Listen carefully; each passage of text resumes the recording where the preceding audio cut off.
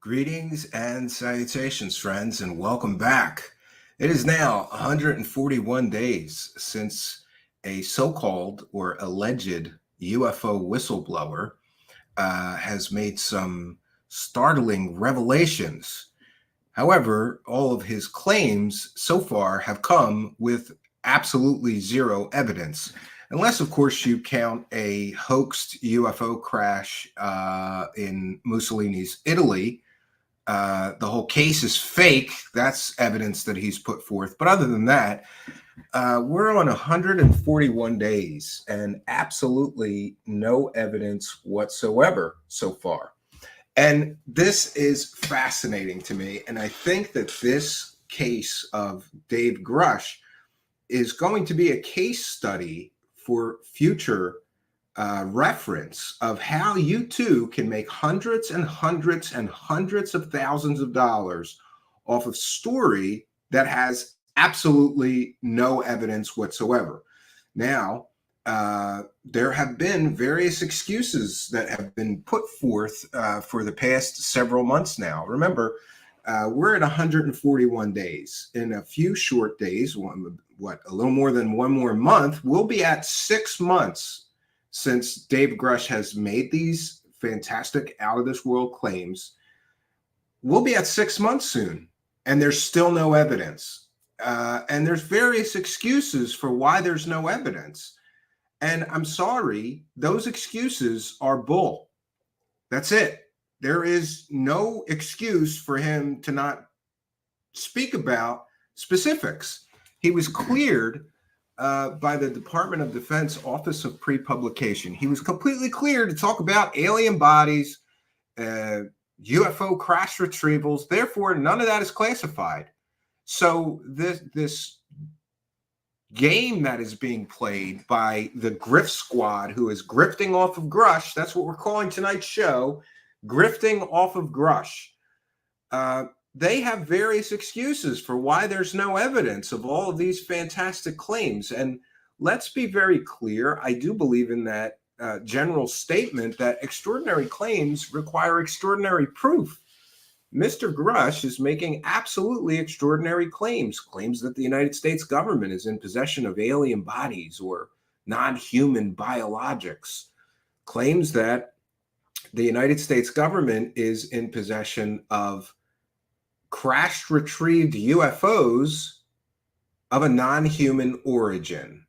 And in a recent interview, Dave Grusch even claims to know where they're being stored, but he can't tell us. And if you, like me, think that all of these excuses are all too convenient, I think that, it is convenient, isn't it? That he can go and make multiple documentary deals with several different people. I hear there's going to be a streaming documentary coming soon, produced by him, Ross Coulthart, and the people at News Nation. And by the way, News Nation is in bed with George Knapp and Jeremy Corbell, who are two of the Grift Squad, making all kinds of money grifting off of Grusch. But again, the problem is there's no evidence. And I for one, am just absolutely fascinated that you can just get a guy who worked in the government to say things, not prove any of it, and you too can generate hundreds of thousands of dollars. Now, I've been getting attacked recently. Like, how do I know they made hundreds of thousands of dollars, Stephen? This isn't about the money. It's about disclosure. Well, no, it is about the money. It's definitely about the money. And there's a reason.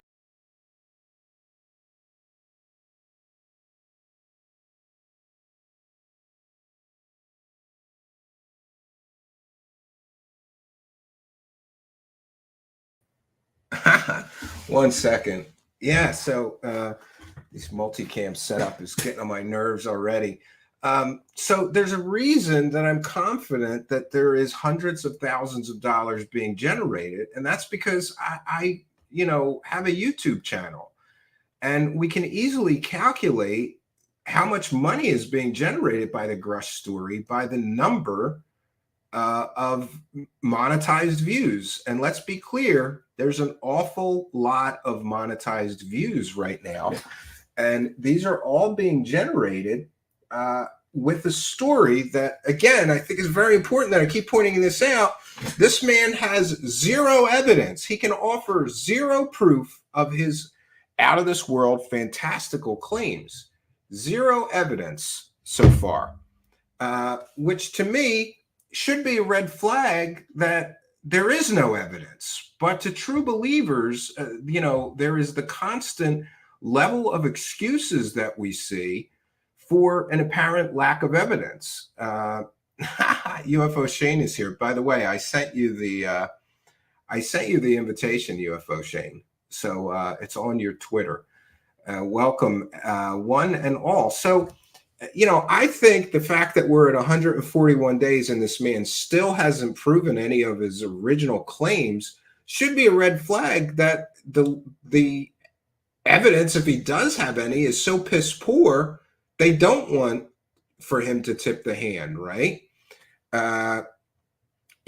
Oh, and by the way, I have been grifting much longer than that. Yeah, I'm a grifter. Hey, Pix, why don't you go suck a cock? All right? Go suck a cock, Pix. And by the way, I should, because you are a cocksucker. You are a two-faced, backstabbing cocksucker, Pix. Go lick the assholes of some more UFO celebrities. You idiot. You dummy. You Linda Moulton Howe fan idiot. You are too stupid to be in my chat room. You are too stupid, Pix, to be in my chat room. Pix used to be a viewer here, and it was okay if I, did stories on UFO celebrities he didn't like. But once you do one on somebody he does like, right? His disclosure heroes. Hey, Mr. Disclosure Boner. I have an 8-year plus track record of getting stories factually accurate. Compare that to your heroes who constantly get caught selling fake stories, right? But hey, I am the bad guy here, right? I'm the bad guy. And by the way, I should mention that there is no longer chat room moderators. I don't even want to talk about that situation. What I will say is that the moderators have done things without my knowledge or consent. And one of the things that they apparently, one or more of the moderators were doing is apparently they were hiding people or muting people in the live chat, putting people in timeout without my knowledge or consent. And as you can see, everybody knows I'm a free speech advocate. We do not have an echo chamber here. So if you want to come here and be an idiot like Pix, right, and insult me or call me a grifter, how am I grifting, Pix? What am I doing? I'm providing people accurate information for 8 years. That's worth something, right? All right, so we are going to get into it tonight. 141 days. We might have a special guest. I think he's sobering up right now. I don't know. He's not here yet. We may have a guest, but there we go. We do have a guest, or we will have a guest. But let me take a moment to thank the kindness, generosity, and support of Patrick Sheehan for a kind and generous $9.99 super chat. And for being a member. Thank you for your kindness, generosity, and support. And of course, for helping us to praise the cash. Thank you, Patrick Sheehan, longtime show supporter and longtime member. Praise the cash, praise the cash, praise the cash. There you go, Pix. I'm grifting, right? You gotta love a guy who's so stupid that he licks the buttholes of UFO celebrities, and then he comes in here. Like, are you gonna get points with Linda Moulton Howe? You think she might give you a Hummer for coming in here and insulting me and calling me a grifter, right? Are you gonna get a Hummer from her, maybe, right? Or maybe she'll sign an autograph for you for a discount rate of $40 instead of her usual $80, right? But I wanted to mention the issue of the live chat. So things might get a little crazy in the live chat. I don't know. we have not been without we have not been without moderators since I started the show. But because of the situation with people doing things against my advice or direction, mods were apparently just muting people that they disagreed with or didn't like, and we don't support that. So we removed all the moderators, both from the Discord, because many people were muted, or excuse me, many people were banned on my Discord that I didn't say ban that person. And we should make sure that we recognize and understand that there's only it's very simple. We have an open door policy and everybody is welcome. And we believe in free speech here. We do not have an echo chamber.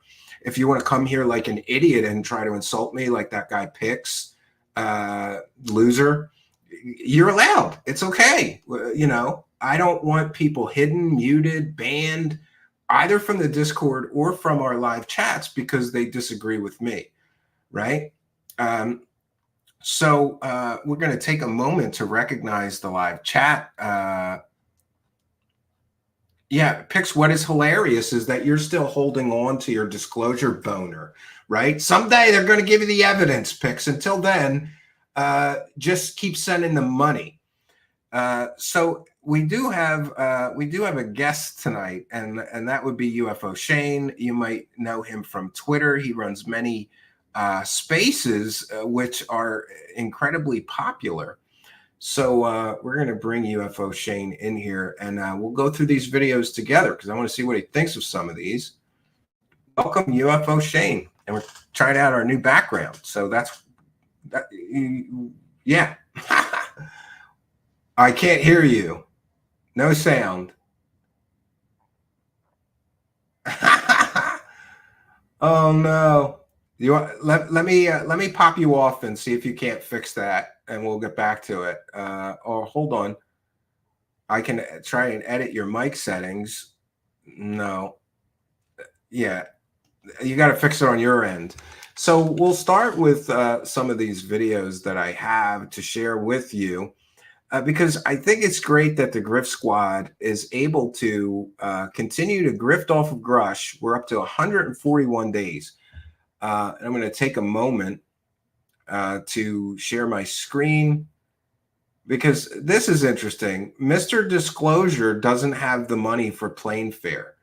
Gillibrand said Grusch won't go to Washington to testify with a skiff until his hotel and flight are paid for. Seems like a bill Arrow should cover. I mean, after all, she did fight like hell to get millions for Kirkpatrick, but now she doesn't have a budget for a flight and hotel.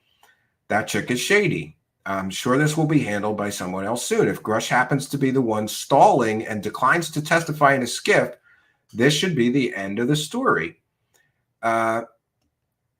Yeah, so interestingly, Gillibrand is saying that Grusch won't come and do his testimony in a skiff. For those unaware, it's a secure location, unless they pay for his airfare and hotel. So apparently, disclosure is expensive, and you have to apparently pay his way, and then he'll tell you all about the aliens.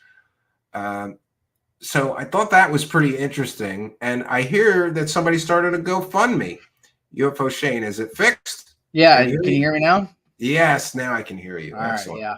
I got this new webcam and it I don't know, it altered the audio settings. No problem. So you've been watching this as long as I have. Are you as equally fascinated by the fact that we're at 141 days and there's still no evidence?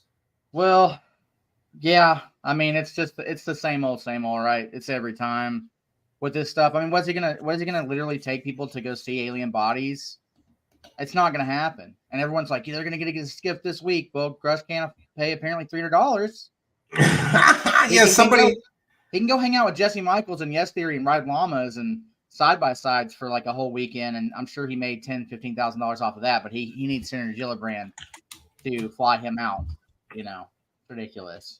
Yeah, don't you think it's awfully convenient that the supporters of him, they just keep offering the same excuses? Well, this information is classified, because by definition it can't be classified or he would have been cleared to talk about it. So yeah, that's a bull excuse. Well, I had a bunch of people that I mean, you know how it is. We all have friends that love Elizondo and everything like that, and I get that.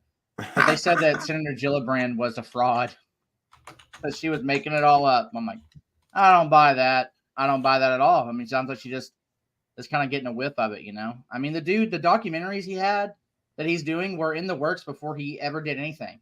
Yeah, I was the first to report on that, actually. Exactly, you sure Yeah, were. as of May 15th, he already had a documentary deal in place before anybody even knew who he was. So is this just another disclosure grifter? Yeah, I don't know, man. You know, I want more than anything for anything to be real. You know what I mean? Like, it would be great if this was real, but I don't think this is how it would go about being revealed, right? Yeah, and I also don't think that if any person really does have the goods, I don't think they're going to go hang out with all the grifters before they start their disclosure process. Do you? Don't you No. think it'll come from somebody that nobody has ever heard of, nobody knows, and it isn't, buddy buddy with all the usual grifter squad? Well, it's weird to me too because I was watching that Danny Jones podcast. You know, our friend Alien Scientist was on Concrete and everything, and he actually brought up how he said there's a bunch of stuff with those guys, but one of the FBI guy was like, "Yeah, man, Grusch is the real deal." You know, he was the one who brought up that amazing story in the 1930s with Mussolini, and I'm like, that came That's from one dude. And that Who was story is proven to be a completely liar. fake. Yeah, that whole story is from a proven liar, hoaxer, scammer who's trying to make money off of alien stories. Yeah, So and isn't that interesting though, Shane? Like these people look at these government people like they're in on something, like they know the real secrets, and that's they're what just as really. dumb as some of these true believers. Like this guy's like, yeah, what an amazing story, and he didn't do 5 minutes of research to find out that story was fake. Yeah, and I held a pretty big space with Alpha Fox, a buddy of mine. He's got like 200,000 followers on Twitter, and I'm glad that I get to do that because I could talk to people who aren't in the UFO spaces. And I told them, I was like, you know, I used to, I've seen everything from the 80s and 90s and the 70s, you know, Project Grudge, Blue Book, all that stuff. And no one trusted the government then. But now, man, if you get anywhere in any type of like position of power and you come out and you're like, I know it all, boy, you get book deals, flights, everything. I mean, it's just like you're basically a god. You're literally like a cult lord worshipped god, and you know, at this point. So I don't know. I get I'm tired of just yelling about it. I'm confused by that too, because for 70 years we were told that the government was covering all of this up. Now the government people are going to tell us the truth. Yeah, on If the they're brink of li- World War III, dude, the United States government's going to wheel out alien space technology on the brink of World War III. That's a good time to do it for sure. Yeah, Yeah. yeah. I mean, it's just bizarro to me. And you got Elizondo essentially admitting he was sent into the UFO community to infiltrate the UFO community. I'm Like, not a UFO guy. I'm a counterintelligence guy. yeah, who sent him and why? Why would you? And look, don't you think it's weird? I've talked about this a lot. Like, we've got all kinds of government people in the UFO community. You got Ramirez, Oh yeah. Elizondo. Now we've got Grusch. John D'Souza. There's all kinds of. Anjali was Defense Intelligence Agency. There's all kinds of spooks just hanging out in the UFO community, and that's just okay. Like, imagine if a bunch of CIA people started infiltrating like the Dungeons and Dragons community. Wouldn't people think that was weird? But since Like, it's a little odd. UFOs, Yeah. yeah, and they're going to give us the truth about the UFOs somehow. I don't I think if you understand that. took the on the grounds researchers from the 70s and 80s and showed them now, or like, you know, if Stanton Friedman, God rest his soul, was still alive now, he'd be like, no, like this, no, no, no, no, no, none of this is how this should work. You know, I mean, there used to be a lot of groups and they would send out flyers and then those people would get, you know, government officials coming to their house to get them to shut up about it. Like, it's been the government the entire time. If you follow the lore, it's told you to shut the hell up. I just don't understand it. I literally went off in that space. I started doing what you do. I was like screaming. I was like, yeah, I don't understand you people, man. Like, how can you trust them now? I've been pretty calm and haven't yelled at anybody in a while. That one viewer though, he really gets me because he used to just come in and argue with me no matter what facts or evidence I had that my side of the story was correct. You know, he still has excuses for the Griff Squad. Well, you know, dude, it's like any of this stuff, man. Like, I lose heart a lot because, like, I'll go read like the Ashton Fortune makes 370 grift, or I'll go read a bunch of other stuff, and it's just people just, or like hell, David Wilcox's entire chat. You're the light and the truth, man. Bathe in your urine, and that's why I said, should I dip my cigarettes in urine and maybe I'll get powers faster? Yeah, you freebase that shit. Just freebase it. But people just worship these guys, man, and they literally, and confirmation bias is a real hard thing to swallow. So, I mean, I was there, man. You know me, I used to believe in everything. Yeah, well, me too. I was convinced for a great deal of time that, the government really did have flying saucers or alien technology and bodies, and they were hiding it from us peasants. But after a decade of not seeing any actual or real or verifiable evidence of that, you kind of rethink your original thought process, right? Yeah, I think if they do, if they do, right, there's no way they're ever going to tell you about it. Ever. I don't care who comes out, how many porta potties are on top of a dumb base because they can't take a crap down below on the 15th level. Oh, that was one of my favorite videos I ever made. For those unaware, it's called Dr. Stephen Greer's Porta Potty Base. He said there was a secret base where they were developing and back engineering alien technology, and he shows a graphic, and there's all these porta potties, tons of shitters, man. just tons of porta potties out front. So apparently they can back engineer alien technology, but they can't figure out how to put a bathroom in the base. You know how ridiculous it gets, though, dude? It's like Stephen Greer told Tim Burchett that there was a clandestine group of people that were going to assault these deep underground military bases and bring that technology out. And Tim Burchett was like, "What? Like, what are you?" What? Yeah, that's Greer how you was get lit saying up by the Air Force. Yeah, it's never gonna happen. Greer was saying that there was going to be strike forces, and they were gonna get. Oh no, I'm gonna. Like, we're going in the base. Let's go, guys. I'm gonna put up my fair use banner, and the other grift is now this Lakatsky grift, and they're calling him a whistleblower now, but Corbell does correct News Nation. So. One of the things is, and this is like, what is it called? Lakatsky a whistleblower? Yeah, and what is it like? A logical fallacy, or I'm not sure what the term for it is. But just because you have two people saying similar things doesn't make it more true, and that's the false equivalency people are making. Like, well, Lakatsky confirmed what Grusch said, so it must be true because we've got two guys saying that the government has this stuff. Well, it's putting people up on a pedestal, and then that pedestal gets a little bit lower and lower, but it all comes back up to the tall pedestal, right? It's the wackadoo defense too. Like, it's two wackadoos saying similar things. That doesn't make it any more true. You know what would make it true? Evidence. But somehow we're not getting that. We're just not getting that. Yeah. Yeah, I'm gonna go over this video of Corbell because I think this is some pretty funny stuff. And News Nation is like, look, we got another guy saying the government has alien bodies, so our reporting is correct. Let's bring in a friend of the show, investigative journalist, co-host of the Weaponized podcast. He's an investigative journalist, Jeremy now, Corbell. All right, Jeremy, that was quite an interview, definitely a bombshell. Dr. James Lakatsky had him on. Says that there's UFOs in government possession, that they've seen the inside. Why should we believe this guy? Explain who he is. Right. So I wouldn't classify Dr. Lakatsky as a whistleblower. Dr. Lakatsky. Well, he did right on the screen. I'll take that off. With the Defense Intelligence Agency. And he actually ran the UFO program that the world learned about in 2017. It was misreported. The $22 million went to a group called AWSAP, Advanced Aerospace. I hate when they say, UFO Shane, that he ran the government's UFO program because they always leave out the werewolves, the dino beavers, the poltergeists, and the dogs smoking cigarettes. The smoking dogs, yeah.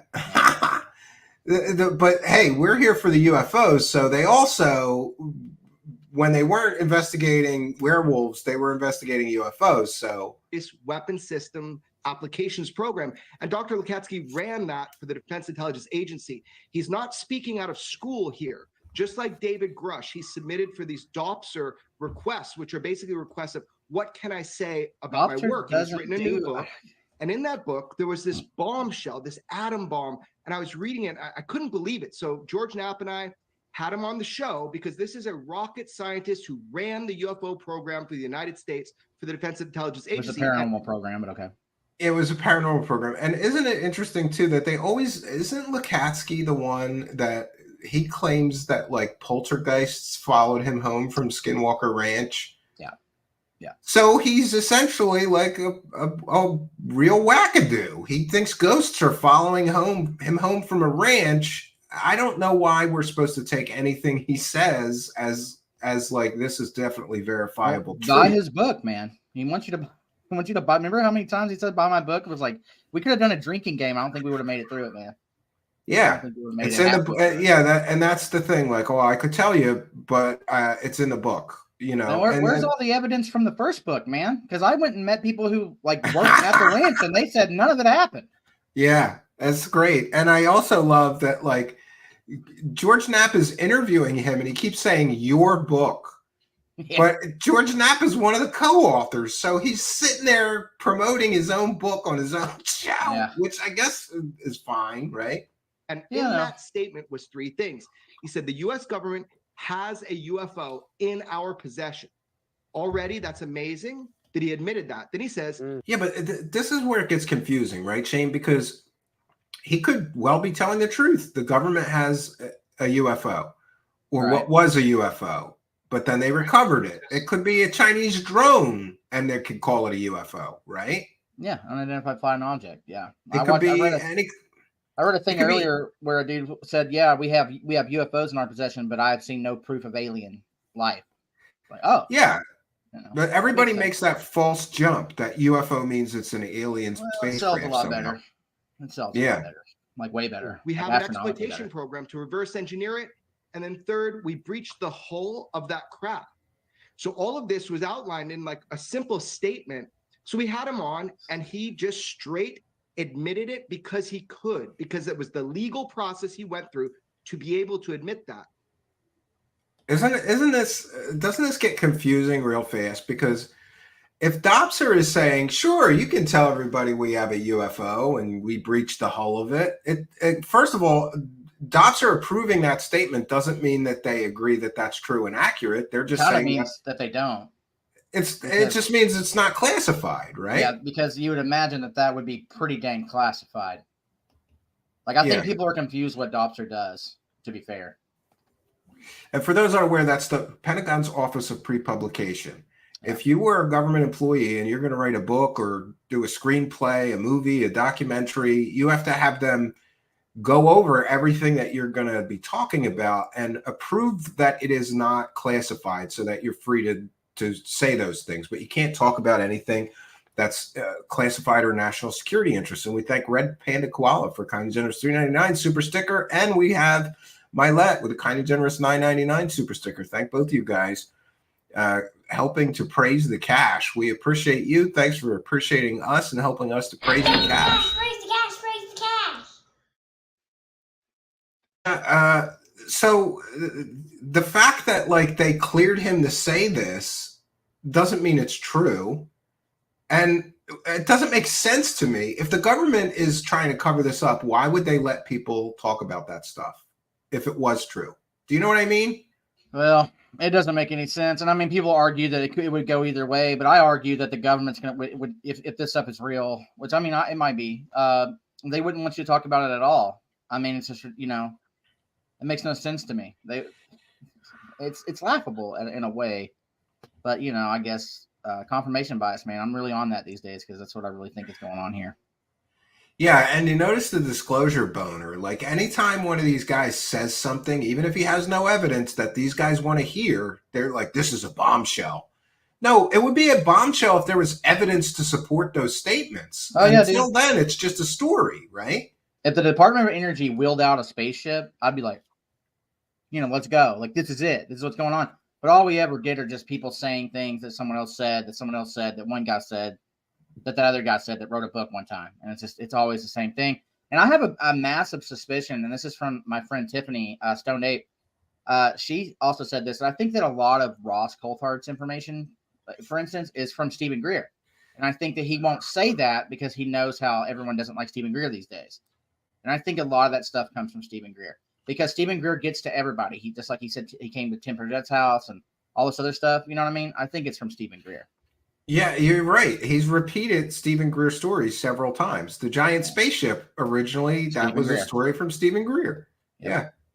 So like David Grusch, he had to get special permission from the government about what he could and could not say. That's why he wasn't really elaborating much, but he was sticking just to those basic points. Right. So this Is that right? Yes, this is publicly admitted from a direct firsthand witness who ran the UFO program for our government, the one you learned about in 2017. And by the way, he never said that.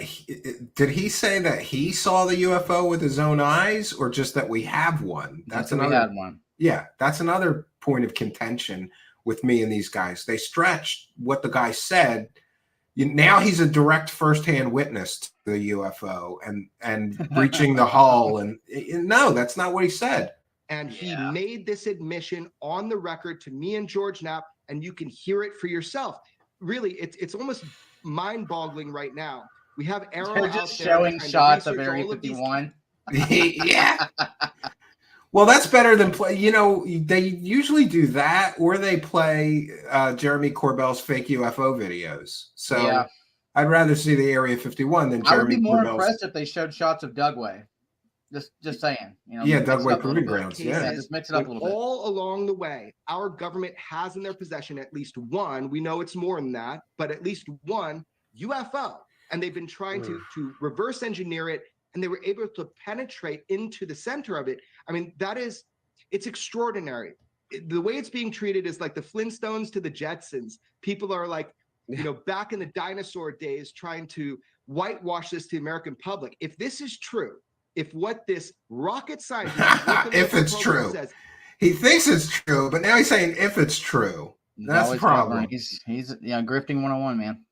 Yeah. And this is just amazing to me that all of this money is being generated just out of people telling stories, Is true. No proof at all. No proof needed. Yeah, I think it's a lot to process, though, Jeremy. I mean, it is a lot to don't you think also, like, you're aware, Shane, that the government has UFO crash retrieval programs. If any unidentified flying object goes down, they're going to go pick it up. Yeah, I know someone. And they're going to go, and they're going to go investigate it. They're going to rip it apart. Of course, they'd get inside it if it was, big enough. So this could be a Russian space capsule that came down. And we're calling it a UFO, It could be something from DARPA that they don't want anywhere else. I mean, a lot of this stuff, I think, is DARPA tech. I agree with you 100%. It has to be. And I've talked to people that worked at the DOE and other ranks of the government that would be around that, and they all say the same thing. It's DARPA every time. 2% unknown, 98% is DARPA man-made. DARPA is very scary, very funded, very ahead. I mean, like, legitimately, like they literally make things that are out of this world. Oh, I know. I worked at the Drexel Robotics Lab, and they had several DARPA projects. I didn't get to see. Yeah, I didn't get to see much, though. I got to see the inside of a server room. I wasn't allowed anywhere else. But they were. I find out later they were working on surveillance technology involving drones and even high altitude balloons as surveillance platforms, and that was all DARPA projects. Yeah. And the technology that they have access to is worlds ahead of what regular people have access to. I think giving it to aliens takes a lot of credit away from how far we've come as a species. People can argue we've been at that level before or whatever. Just saying, a lot of this stuff has got to be. It very well may be sci-fi level tech. Don't get me wrong. Yeah, it could very well be man-made. Yeah. There was a lot of excitement in the aeronautics industry about electrogravitics, or electrically propelled flying devices, and people were predicting that all airplanes would be electrically propelled in 10 or 20 years. We'll make that switch over, and then that technology just disappeared into black budget projects. So who knows what we have that we're not even aware of. What you don't know, you don't know. Yeah, every day. This is sort of your specialty. For guys like me, mostly on the outside, it's a lot to take in. But what's interesting, since I've been interviewing and studying George Knapp, your sort of partner in crime who's been doing this for almost 40 years, a lot of the stuff that you're breaking now and the things that people are saying now, he was reporting decades ago, like with Bob Lazar, another person who worked out at Area 51. And I love how he says this as a statement of fact. A person who worked out of Area 51. There's no verifiable proof or evidence that Bob Lazar ever stepped foot on Area 51. There's actually everything to the contrary. Yeah. I mean, Shane, his wife was a convicted murderer with organized crime ties, and they were having massive financial problems. This is not a person at the height of the Cold War that you give access to the most secret technology. But Steven, he built a rocket car, dude. He built it. Yeah. Well, you know what? With a kit they got from the back of a comic book, but still a rocket car, right, guys? Everybody doesn't know this, but alien scientists found out how he did that. One of his neighbors built rocket engines and sold them. Yes, in the back of science neighbor, magazines. by the way. Yeah, like his next door neighbor when he was growing up. So he gets a Yeah. rocket engine and he slaps it on a bike. That doesn't make him a scientist that worked on. But I love how the major media gets things completely and totally wrong. I'm going to build a rocket skateboard in Los Alamos. It's going to be like, come on down, brother. Woo! But I love how they state things as facts, like, oh, Bob Lazar, yeah, he worked at Area 51, and he said that he worked on aliens. That's another story and another storyteller. 30 years, no proof from Bob Lazar. We're at 141 days, no proof from Grusch, but now we're talking Grusch must be telling the truth because Lakatsky said similar things, right? Yeah. But did you hear that interview? He threw a lot of shade on Grusch, I think. Like sideways. Yeah, massive shade. But Lakatsky, I think who was Axelrod that was on here, Go Kick Rocks, whatever. She said it really well. She was talking about how the different groups, with the Elizondo camp and Lakatsky camp and all that was really eye opening. I was like, wow, yeah, that makes a lot of sense. Well, they're very competitive. There's only so many UFO dollars to go around. Only so many conventions, and not everyone's going to get paid $10,000 to talk. You can't all be Travis Taylor. Or Linda Moult now. Let's listen to the rest of this crap. Saw things and then first spoke with George decades ago. I want to play you a clip from the special on Sunday with Bob Lazar. What's going on up there could be the most important event in history. You're talking about could be. I can't believe News Nation is grifting off of Bob Lazar. Like they're doing specials on George Knapp, so of course they're gonna. This is grift level. The grift knob is turned up to 11. Shane. Yeah, I know. Contact, physical contact, and proof from another system, another planet, another intelligence. That's got to be the biggest event in history. Period. And it's real. And it's real, and it's there. So it is interesting, Jeremy, that what he said then is matching up pretty close with the interviews that you're getting now, like with Dr. Lakatsky. Again, this is the wackadoo reality. It's slow. This is the wackadoo prover maneuver. Okay, we've got three guys who said that we have aliens. We have alien technology. So that must mean it's true. And they kind of they forget, like, you've got three people that have no evidence or proof, just their statements that we have alien technology. That doesn't make it more true. That's three wackadoos saying wackadoo things, in my view, right? Yeah. I mean, that's how it always plays out. But hey, there's three of them, so it must be true. No group of people would ever lie for money, One person for sure, but a group of people, no, never checks happened. And balances, man. Yeah, somewhere. I don't know where they are, but they're there.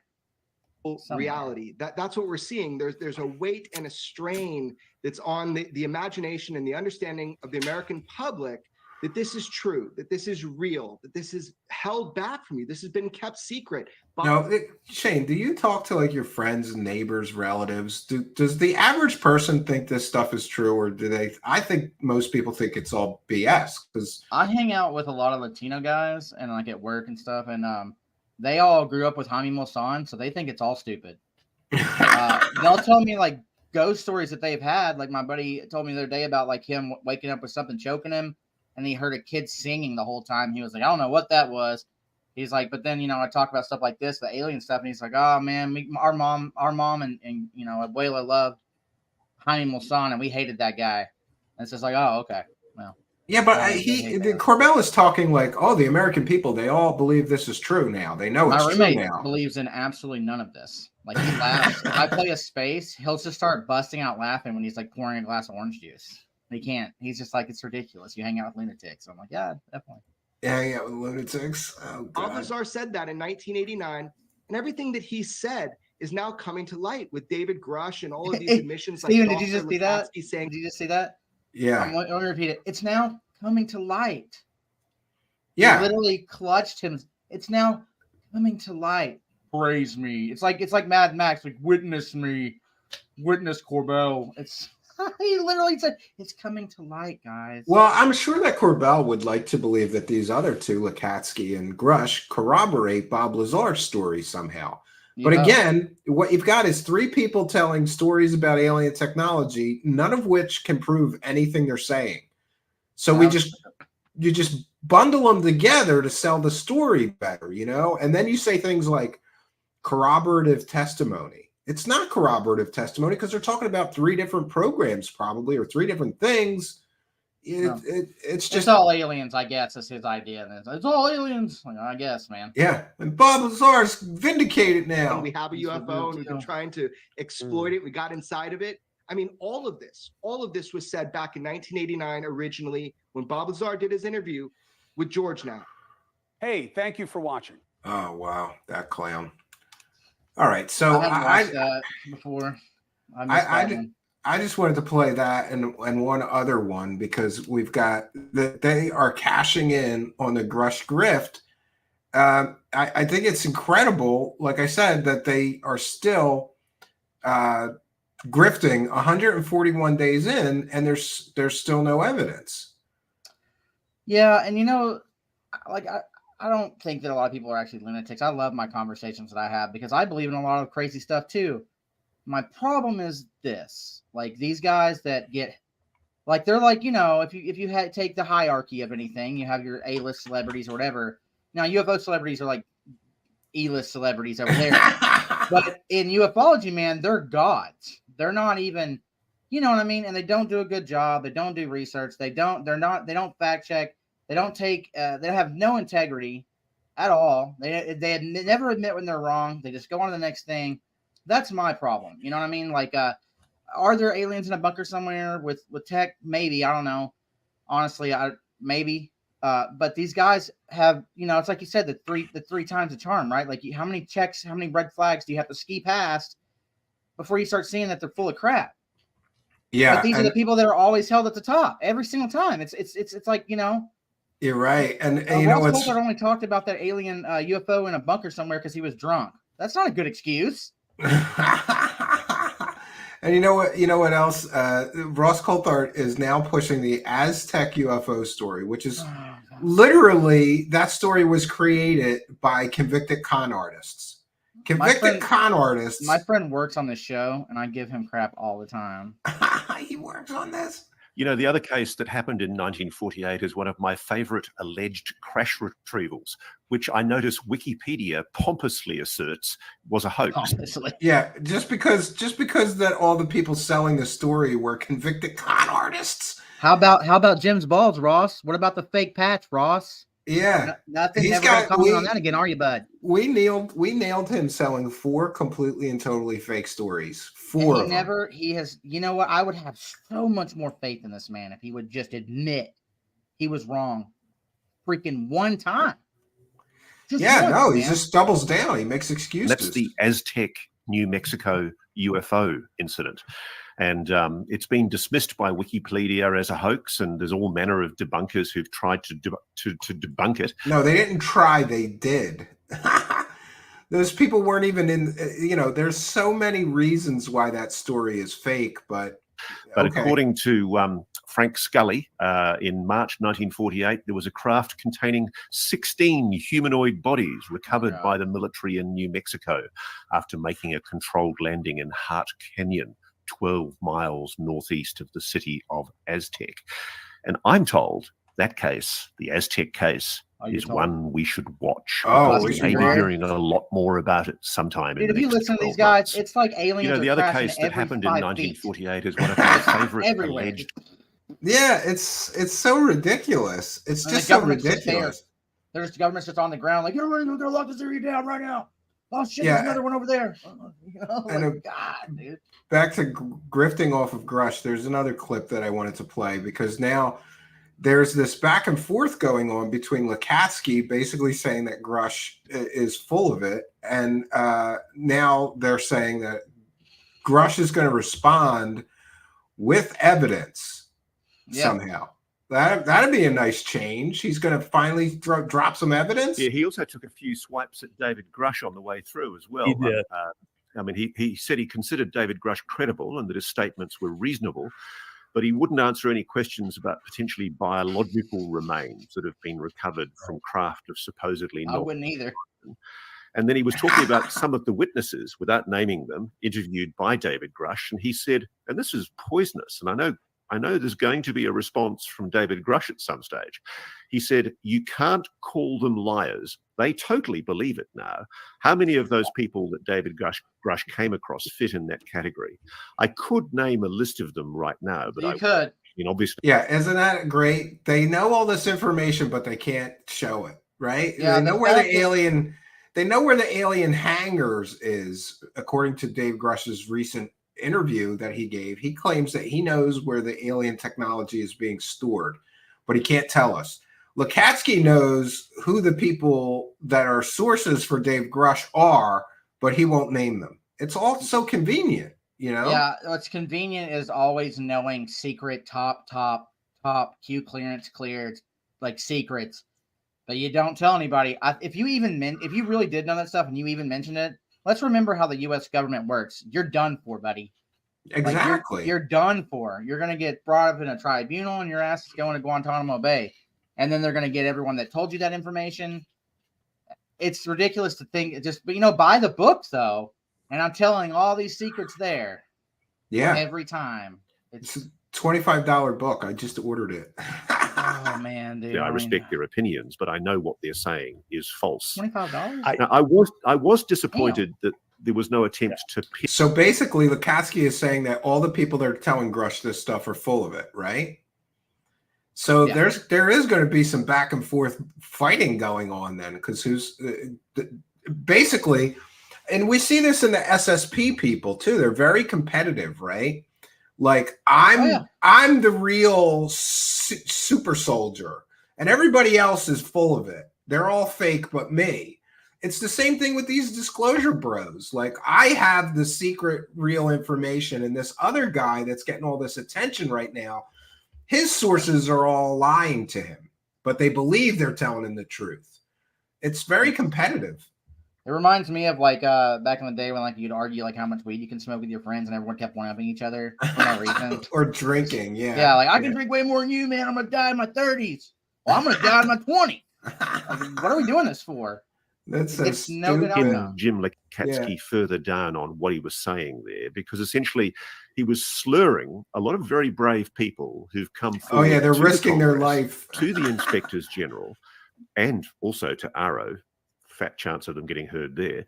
But the fact is, these people have risked their careers, if not their lives, in making the decision. They're risking their lives, Shane, talking about the aliens. Dark stuff, man. Yeah, dude. It's, you know what they're risking their lives with? Getting shot in the back of the head for DARPA secrets. That's like if what they're really risking, yeah. If they would just be honest about it. Like the only time you see anybody lose is when you make a water-powered car. You know what I mean? Like that's pretty dangerous crap. Yeah, good luck with that, right? You mess with big oil. Frankly, I do not think we should be belittling them or calling them liars. We should buy all their and books. I would like to hear buy all their books, yes. frankly, that makes any basis for the assertion that what they're saying buy them all is false. Because I know those claims made by Jim Lukatsky are going to be very aggressively and very, very vigorously disputed, and evidence will be provided. Evidence will be provided. I used to listen to this dude, and I used to love his rambling, dude. I used to love it.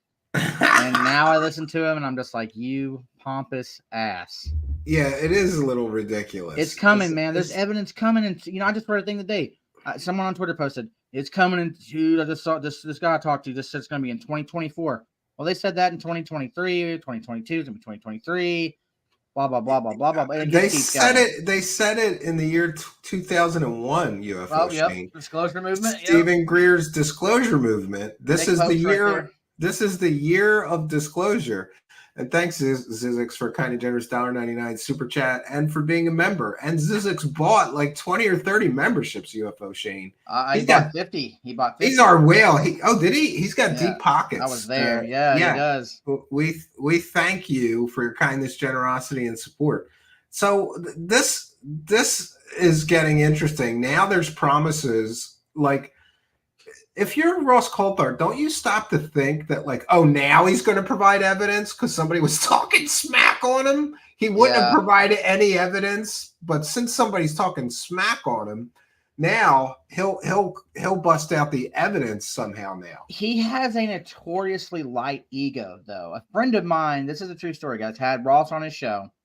When Ross first came out, he did what Lou did. And he would go on all the smaller shows. I don't know if you guys remember. I know you remember that, Steven. He would be on everything. I mean, I'm talking, they have like 130 subs, right? Like that, he goes on there. 6 months later, my buddy sends me a DM from like a screenshot of the DM, and Ross is furious because they spelled Coulthard wrong. He says, "How dare you spell my last name wrong? Do you know who I am?" Like all this stuff. Well, names, I'll tell you this much. Names are important, and I double check everybody's name. And by the way, I'm such a lazy show host. I didn't put I'll put your name in the title here when I get it. In fact, just make the whole thumbnail just me. No, I don't care. Yeah, so we've got Grusch on News Nation, and he gave a recent interview. And we'll listen News to this. Nation has him locked down, dude. They must have don't you think they have a contract with him? Let me think. Yes. Yes, they definitely. He's getting paid because they're generating huge amounts of money off of this guy. You know how many these podcasters must just be frothing at the mouth, just messaging. Cue the dramatic music. Foreseen moment where Grusch describes the roadblocks he says he faced when trying to pry for answers. You're telling us we're being lied to. Yeah, it's an obvious intelligence community disrespect to the legislative branch, and I tried to gain access in my official capacity, and I had one agency say, "Oh yes, we have what you're looking for." So right there is an idiotic statement, because if this stuff is so hyper classified, they wouldn't tell them they have it. That's part of a special access project, or especially an unacknowledged special access project, is even if somebody with the proper clearances approaches you, you're not even allowed to acknowledge that the program exists.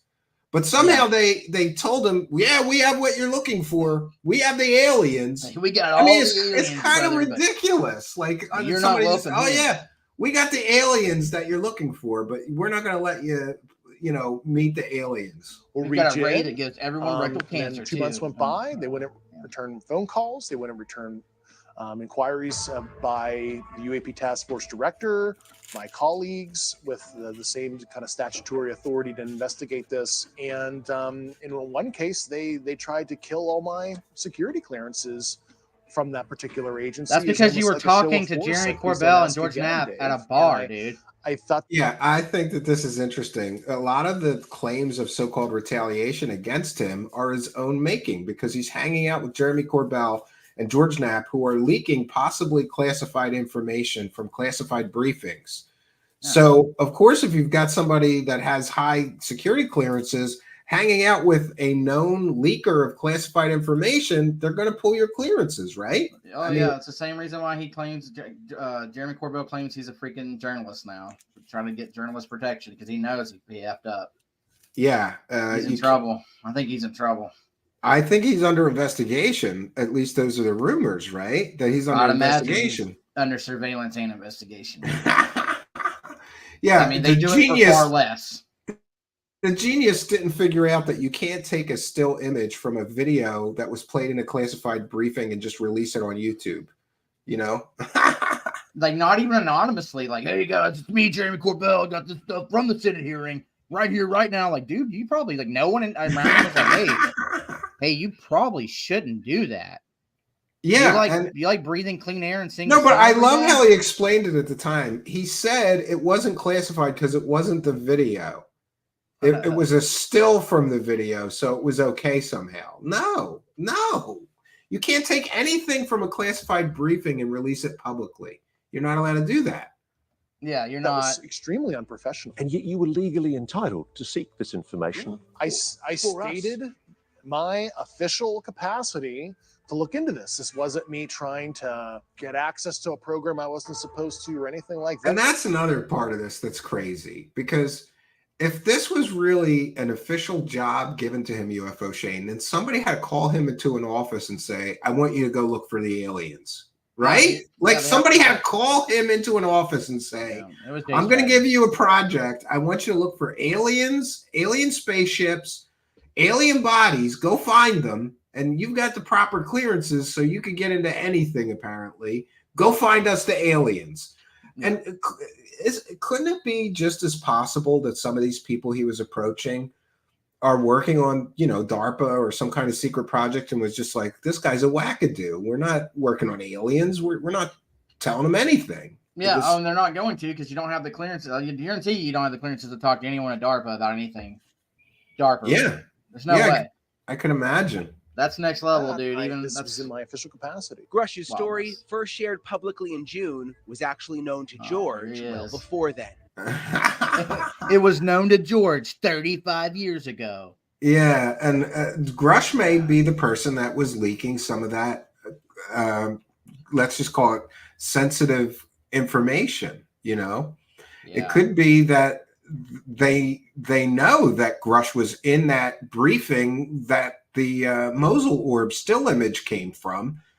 And so Grusch may have had access to that. He's hanging out with these guys, and suddenly they're releasing that to the public.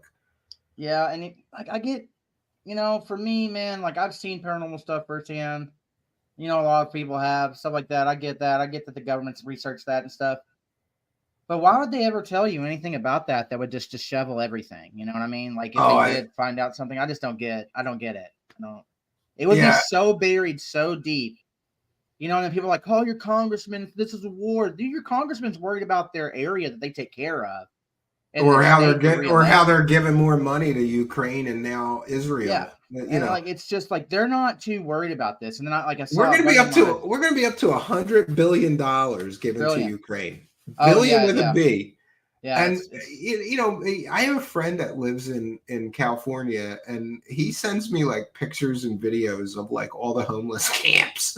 Oh yeah, and and his point is like, what they could solve this whole problem with that $80 billion, but instead we're running a proxy war with Russia. It's crazy. We don't like helping our own people at all. It's always help somebody else. We're always. I wish we were the bad guys sometimes, because at least maybe then the money would go to the people. The closest we've ever gotten to that was when COVID happened and then everyone got the unemployment money.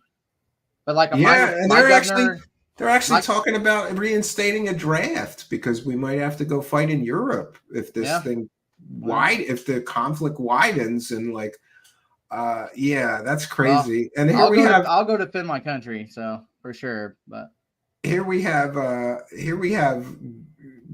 George Knapp is telling us there's going to be, I love him too, because I spend so much less time digging for clips. Mike always has them. Man. I just go sponge off of him. So thank you, Mike. We appreciate you. I love Mike, man. There's more. There's more whistleblowers coming. And there will be more that will come out. We know some. 30 years. There's some big shoes still to drop. Do you think it's sunk in for you how pivotal you were in all of that? I lucked into it a lot, and I'll take credit where, I'll take credit if somebody wants to give me some of it here and there. But moving here in the first place, getting to know Lazar and Lear and all that, to where it led. You may not find out in a month, a year, John Lear. 5 years or 10 years, but you'll look back at what I'm telling you now, and you'll say to yourself, my gosh, the son of a gun was right. You got to work it, like a reporter does. Yeah. You got to, if it becomes your beat, you work it. I think what we can say about this. Yeah, and they always leave out John Lear. Like he also said there was 100,000 people living on the moon. He said there were more than that, if I remember correctly. Yeah, there's people living on Saturn. It's a fully habitable planet, and they're lying to us. I mean, the way George Knapp got his job was John Lear came in with a stack of papers. He was talking to another reporter. Yeah, I heard this. To the right, and then that dude was like, "No, this is all BS. If it was real, I'd know about it." And George Knapp was like, "I do a little show on Sunday afternoons." Yeah, Come and on, and then he boom. actually admitted that when he saw the ratings, he was all chips in on aliens. Well, yeah, because the he's in ratings yeah. when he had Lear on that first time and they talked about aliens and UFOs, the ratings were like 100 times what they usually were on his shitty Sunday morning talk show. Yeah. So then he was all chips in. Yeah. There is a body. Yeah, of when you win information. anything at There 100 is some times kind your of a original bet, phenomenon you're here in. that can't Yeah. just be written Kinda how it off. works. The government is sitting on a certain amount of information that it isn't letting us know about. And I don't think the topic has been fairly treated by science journalism. It would be interesting if we could have a much larger investigation by someone else. It does seem a lot That's more the same mainstream stuff he now, says though, to today, have these 30 years Yeah, later. the same stuff. That's the same exact stuff being said, and this is back in the late 80s. Yeah. I'm thrilled when I see other media covering it. It's fun. The public's interested. Our listeners, our He's viewers, not too our thrilled readers though, are interested. because when And someone it's breaks a important. story before he does, he gets super pissed. Does he? Yes. Yeah, he's territorial. I mean, the big picture, if we could get to the bottom of it, it changes everything. Like he gets super mad. Channel 8 Eyewitness News. George Knapp, Channel 8 Eyewitness News. I love John Lear though. He's like, that's right, I saw the aliens. There's 300,000 of them on the moon. They're there. And they might very well might be. I don't know. But he also told some wild stories about like killing monsters in Vietnam. Like he was sent to like bomb a bunch of monsters that were in the jungle and so like the only monster I can think of from there would be the stoned apes, or the stoned ape that were there apparently the Bigfoots that were like killing people. There's some wild stories from Vietnam.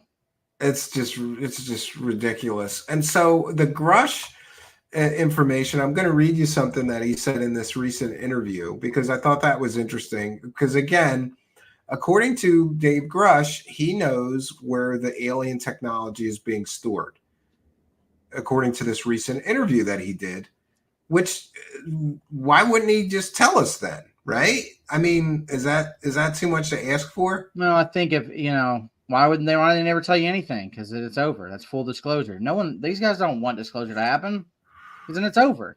The grift would be over, right? I don't know. They've moved. Like you would see a rise in cryptid reports and ghost reports. Like if you know what I mean. Like it would have to move on to something else.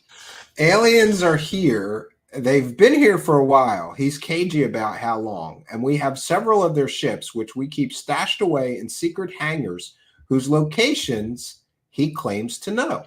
Yeah, okay. But he also said that he called these people and they said, yeah, we have everything you're talking about, but we're not going to tell you. But somehow he found out where it was.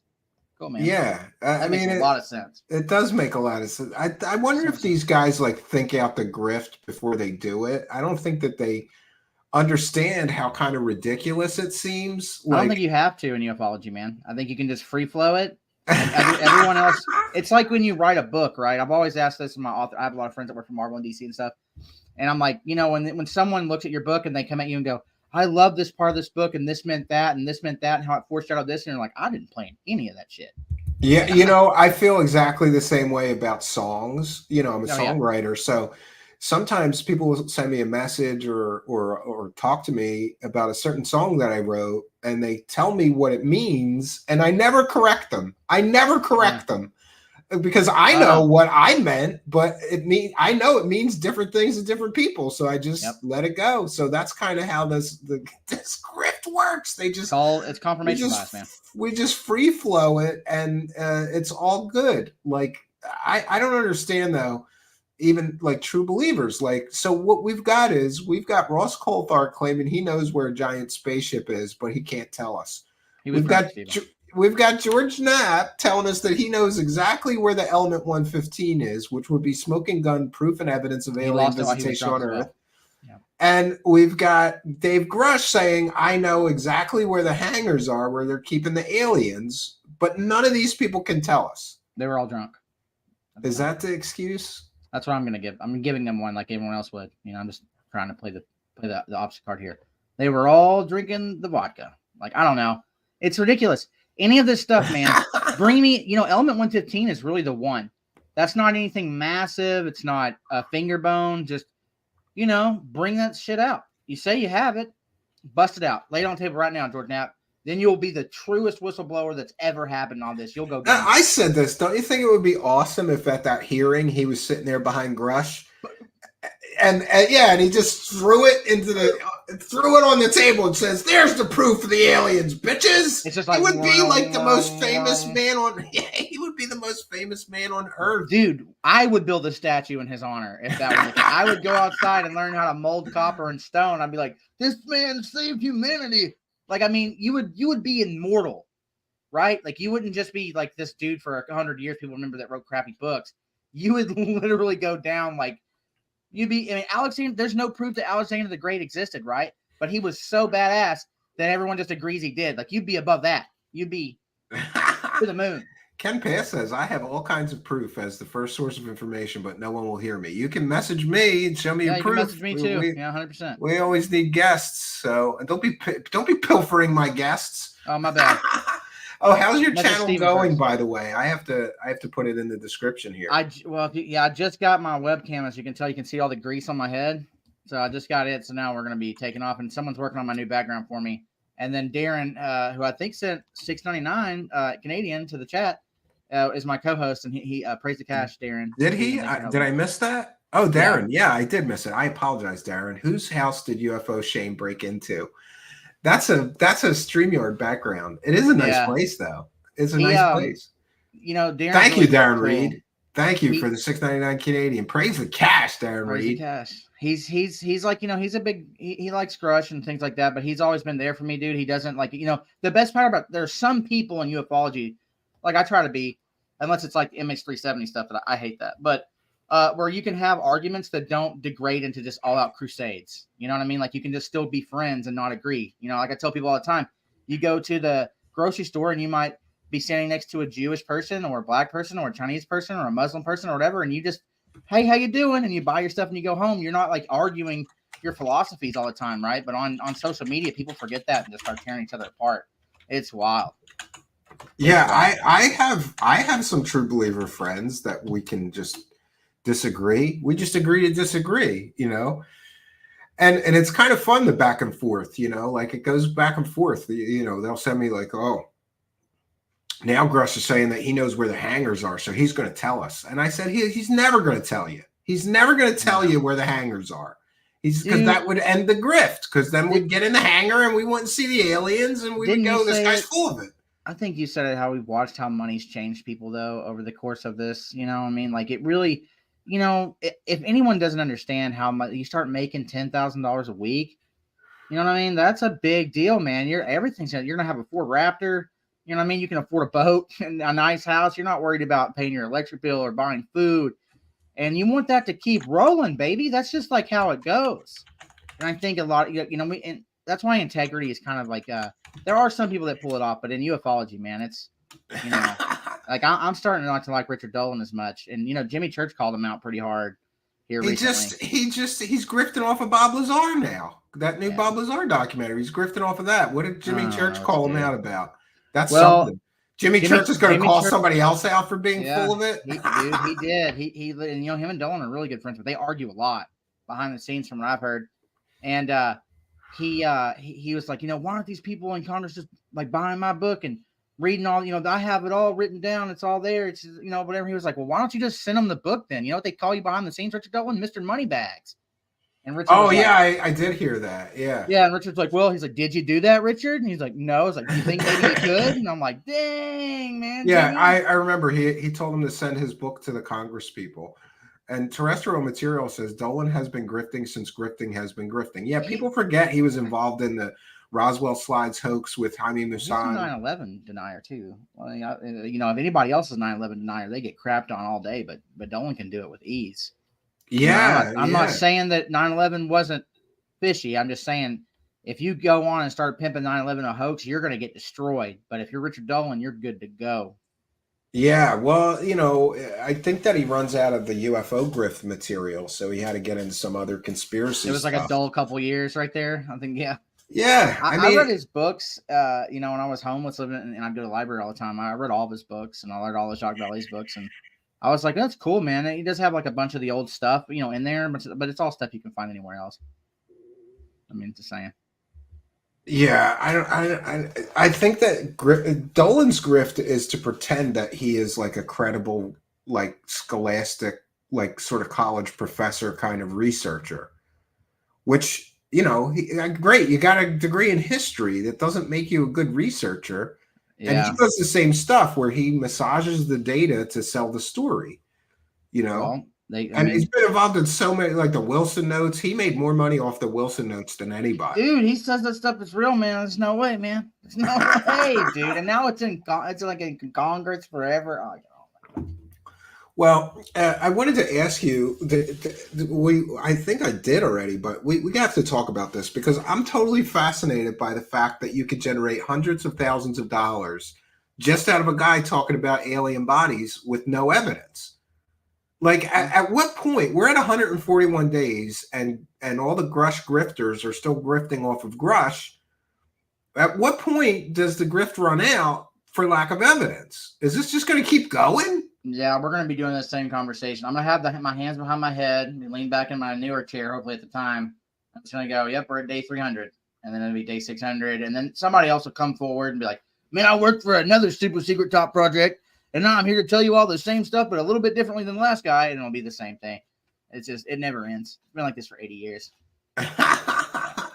Yeah, because we're rapidly approaching 6 months of Grusch, and there's still no evidence. So I'm just fascinated that they can keep it going with no evidence.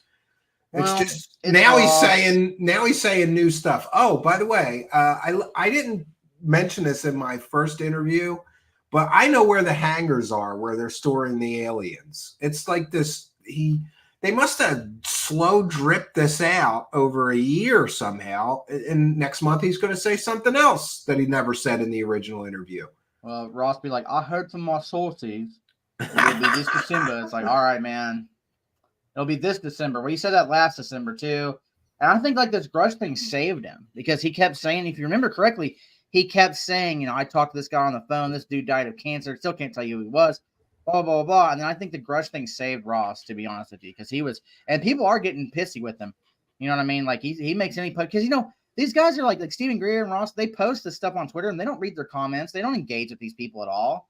No, they post and ghost. Yeah, they post and ghost. There's nothing, I'm always surprised because Stephen Greer is one of the few that haven't blocked me, and I put my video links on his threads because he never reads it.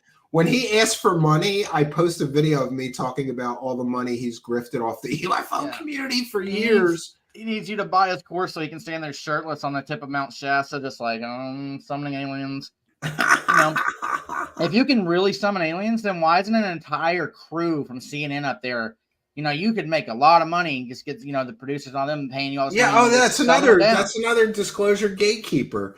Yeah, Greer can summon aliens, but he won't do it for a camera. Well, only if you pay him $77,584. I wish I had the money. I would go. Totally go. Yeah, I would go. And by the way, early in my show's history, there was a guy that used to hang out here who went to multiple Greer events, and he swore to everybody, including my audience and me, that they take your cell phone. Oh yeah. They all but pat you down and check you for recording devices, and then. He was into drones, right? Like he was a drone enthusiast. He was 100% sure that they were using drones to fake sightings during this event that he paid thousands of dollars to go to.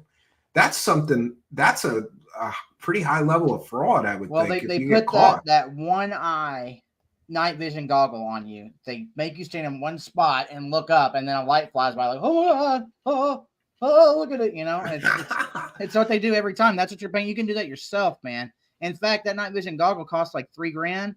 Just buy that and go stand in your backyard. Maybe you'll have a better chance to see something with that lunatic asshole.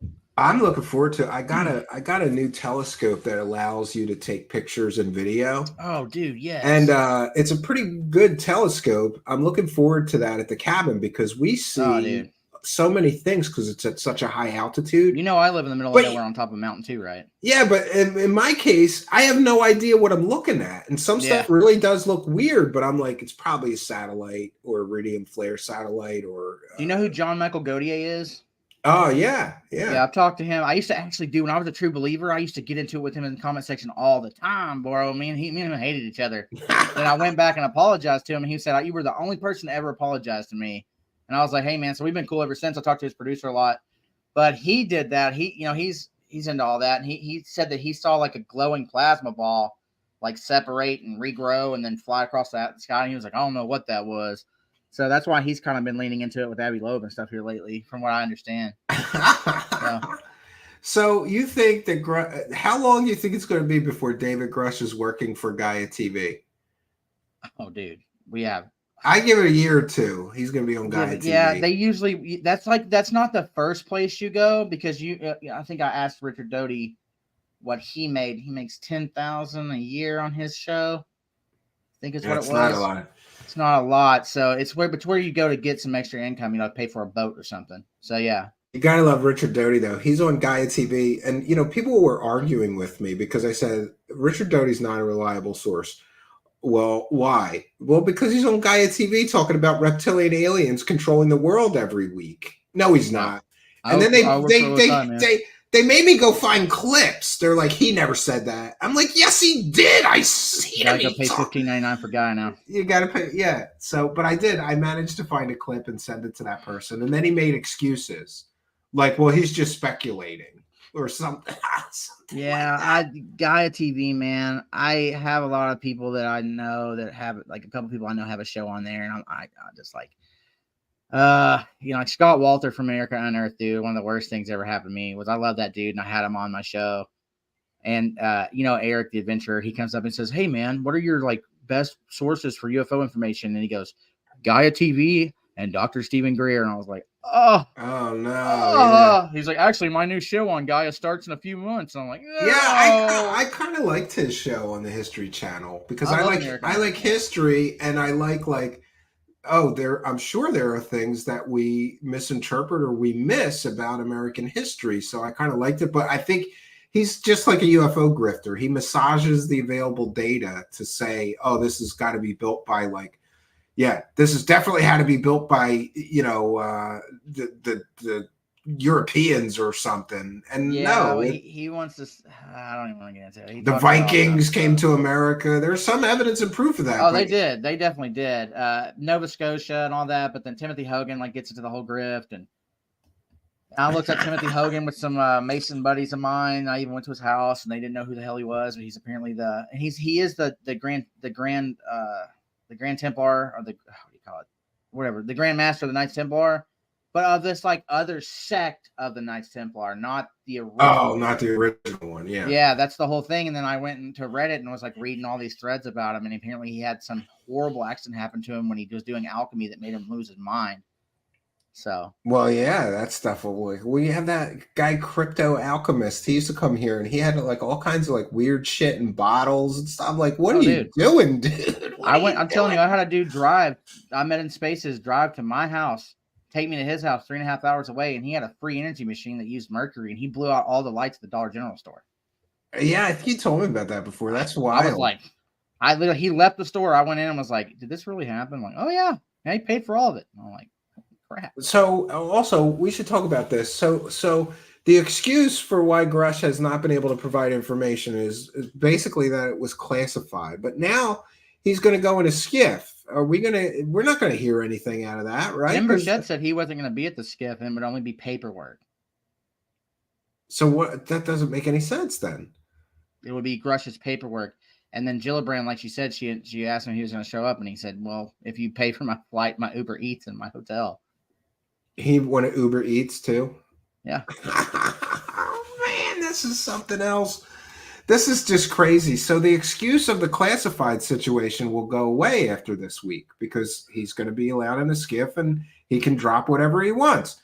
And at that point, if nothing leaks out to prove his allegations or statements are 100% true, at that point, do we know that he's full of it and that his sources are garbage? I think you need to watch Tim Burchett. I know a lot of people don't. I don't like Tim Burchett too much either, but he's a fellow Southern guy. And he said that he doesn't trust anyone in the government as well. And I think if he finds out that he's been doing all this for nothing, he's going to say something. Just like he said, Stephen Greer told him there was going to be clandestine operations. He said that the Skinwalker Ranch people came to his house and said they were gray aliens. You can watch all 4 seasons of Skinwalker Ranch and never hear that. They told that to Tim Burchett. I know people from Skinwalker Ranch, and I've never heard that. I was like, what the hell? They won't ever tell you nothing about what it is, So it's you know. Yeah, well, it's like the crazy level gets higher if you're not on camera. Oh, dude. Do you know what I mean? Like if you're behind closed doors with somebody, the BS level probably gets ramped up. I can only even imagine higher Green than Street usual. when he was there, like the stuff they were telling him that wasn't on camera. He's just like, what? And they're like, you need a gun, bro. He's like, a gun? I need a gun? I'm like, yeah. For mountain lions? No, for aliens. Oh, crap. Okay, well. Yeah, All so right. doesn't this, if nothing leaks out after this classified setting briefing that he's going to be giving these people, I would think that you got to admit that his information is garbage. And it There'll be a appears to lot of me, copium, dude. Everyone just going to cope with it and make more crap up. it appears to me that Arrow had no interest in talking to him because they knew his sources were wackadoos.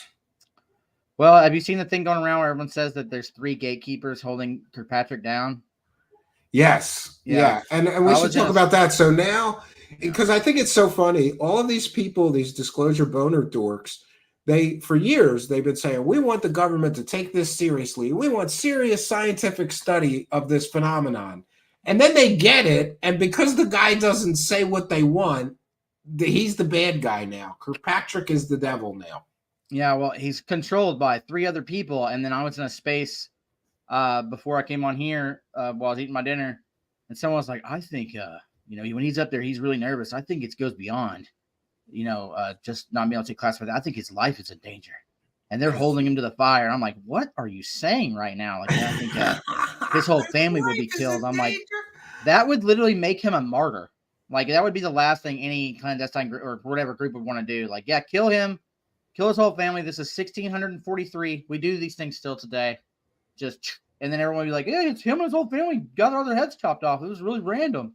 Like, why are you kidding me, man? They all died of cyanide poisoning. How strange, One thing. It's so stupid. It's just so stupid. And do you ever look back when you were a true believer and go, was I just high when I was total? Because I was pretty high. I can remember being so into this and really truly believing all of it. I used to be in YouTube comments like, how dare you talk bad about this man, Bob Lazar? He is a hero to our nations and our people. And one day there will be statues in his honor. These are words I typed for sure. 100%. I always joke that Bob Lazar owes me $29.95 plus shipping and handling because when I was a kid, I bought it from the back of Omni magazine or something, and my dad had to write a check for me and help me mail it because I was so young I didn't know how to do it. Did you ever get it? Yeah, I did get it, and I watched it with my father, who was he looks at me and he goes, do you believe this guy? And I go, yeah, I believe him. He worked at Area 51, and my dad goes, this guy's full of shit. And he just got up and left. He didn't even watch the whole thing with me, Yeah. And my dad was big into military aircraft history and stuff. Yeah. But he would say the Foo Fighters, those were real. That was a Nazi weapon of war. But all the rest of this UFO crap is crap. Yeah, the Foo Fighters are definitely real. I know, I've brought this up with my super religious family, and they'll tell me it's demons and angels, and I'll bring it up with other people, and they'll say it's hooey. But then, with the group, the UFO people, it's not. There's no maybe believe it, maybe don't, maybe flow with it. It's just it's all real, baby. Let's give him all of our money. You speak bad about him, we're gonna dox you. We're gonna burn your house down. It's so venomous. And you know what I always think is it's like lynching people. It's really that bad. It's online lynching. It's really bad. So. But you know what I always. When people get to that level of nasty with me, I always say, how you can shut me up? Show me the proof. Show me anything. Show me the proof that you're right and I'm right. Yeah, they can't. You know what they do? They do what we just talked about earlier with Lakatsky, where it's this guy told this guy, told this guy. So they'll give you their proof. It's another dude that told this dude something. It's never any proof. Proof requires actual proof, literal proof. All claims require evidence. I'm not too big, extraordinary claims, whatever. All claims require evidence, in my opinion. So just show some evidence, show some proof. And if it does exist, you're definitely not going to get it now because we're on the brink of another world war. So they're definitely not going to. There's no way, dude. There's no way they're going to bring out laser technology unless it's being fired down onto the enemies. And then even then you don't know what happened. Yeah, I think it's interesting that amidst all of the stuff that's going on in the world, all these people are hyper focused on essentially harassing the government into telling them what they want to hear, which is that they have aliens or alien technology, or, you know, there's people being murdered every day, you know? Yeah, it's someone in the chat asked if Grusch gave a deadline, but there wasn't really. Yeah, No, he didn't really give a deadline. It's not what Grusch is doing. It's what Ross Coulthart and George Knapp and Jeremy Corbell are saying he's going to do, and then his big reveal was on Jesse Michaels and News Nations, which did the exact same show, but just cut it up differently and made $25,000 a piece on it. You know what I mean? Like, that's really where the problem lies with me with Grusch. I don't think Grusch is a bad dude by any means, but I think he's starting to make some mad dollars, and it's just kind of going, that way. No, I'm not in North Carolina. I have a lot of friends that are, though. They all wear stupid hats. I need a stupid hat, Shane. Man, I got to get me a stupid hat. I had a straw hat like leaking down here somewhere. I didn't hear that. Terrestrial Material says Grusch claimed in February there will be a presidential What? That can't be true. I don't think Grusch was out in February because he didn't come out until March, right? Yeah, he didn't come out until June. The day he came out was the day I got out of jail. Oh, great. Yeah. Yeah, it was like a week later because I got a phone call from Darren actually while I was in there, and he was like, "You're not gonna believe this, man." And I was like, "Whoa, dude." Proof of aliens. Yeah. That was the best phone call I ever got, though. Let me tell you. Yeah, I can imagine. So, where do you see? You really think that the Grusch gravy train is just going to keep going? Yeah. How long can they push it before people get tired of this and want evidence? He has to do his PR run. He's not done a real PR run. He's done News Nation, Yes Theory, and Jesse Michaels. He's got all these. You've said it yourself. All these other podcasts are going to want to get him on. They're that UFO podcast. These guys are chomping at the bit. You got that press run to do, and he's not going to be like a guest you don't pay. They're going to pay him for sure, or they're going to pay him through incentives. Then he's got to do his Netflix or Hulu, whatever, or streaming documentary. Streaming documentaries. Then he'll do the run where he shows up on different alien streaming documentaries where he's not the focus, but he like Richard Dolan's it, and then he'll go to Gaia. Yeah, somebody said he was going to be on Chasing Bigfoot on the History Channel. That would be awesome. I can't get over how fascinated I am with the fact that these people are generating probably into the millions now of money from a guy saying this stuff that has no evidence. Yeah, people. I told you about I run that group chat, and I try to get them to watch the show. I'm like, it's just him griping because he's not making all this money. I'm like, man, you guys are missing the point here. The point is, like, some dude just says one thing that has no factual proof, and all these other people who may be suffering from medical issues or whatever, they're looking for something to save them, are looking to this for answers when it's all bullcrap. That's where I come from when it's this. I had cancer and stuff. I could have been a Sarah R. Adams victim at the time. I had crap tons of money, dude, at the time. And when you're in that desperate situation, you're willing. And I spent that money with an Indian doctor to get trial injections into the tumor, and it saved my ass. Cost me like $130,000 in cash.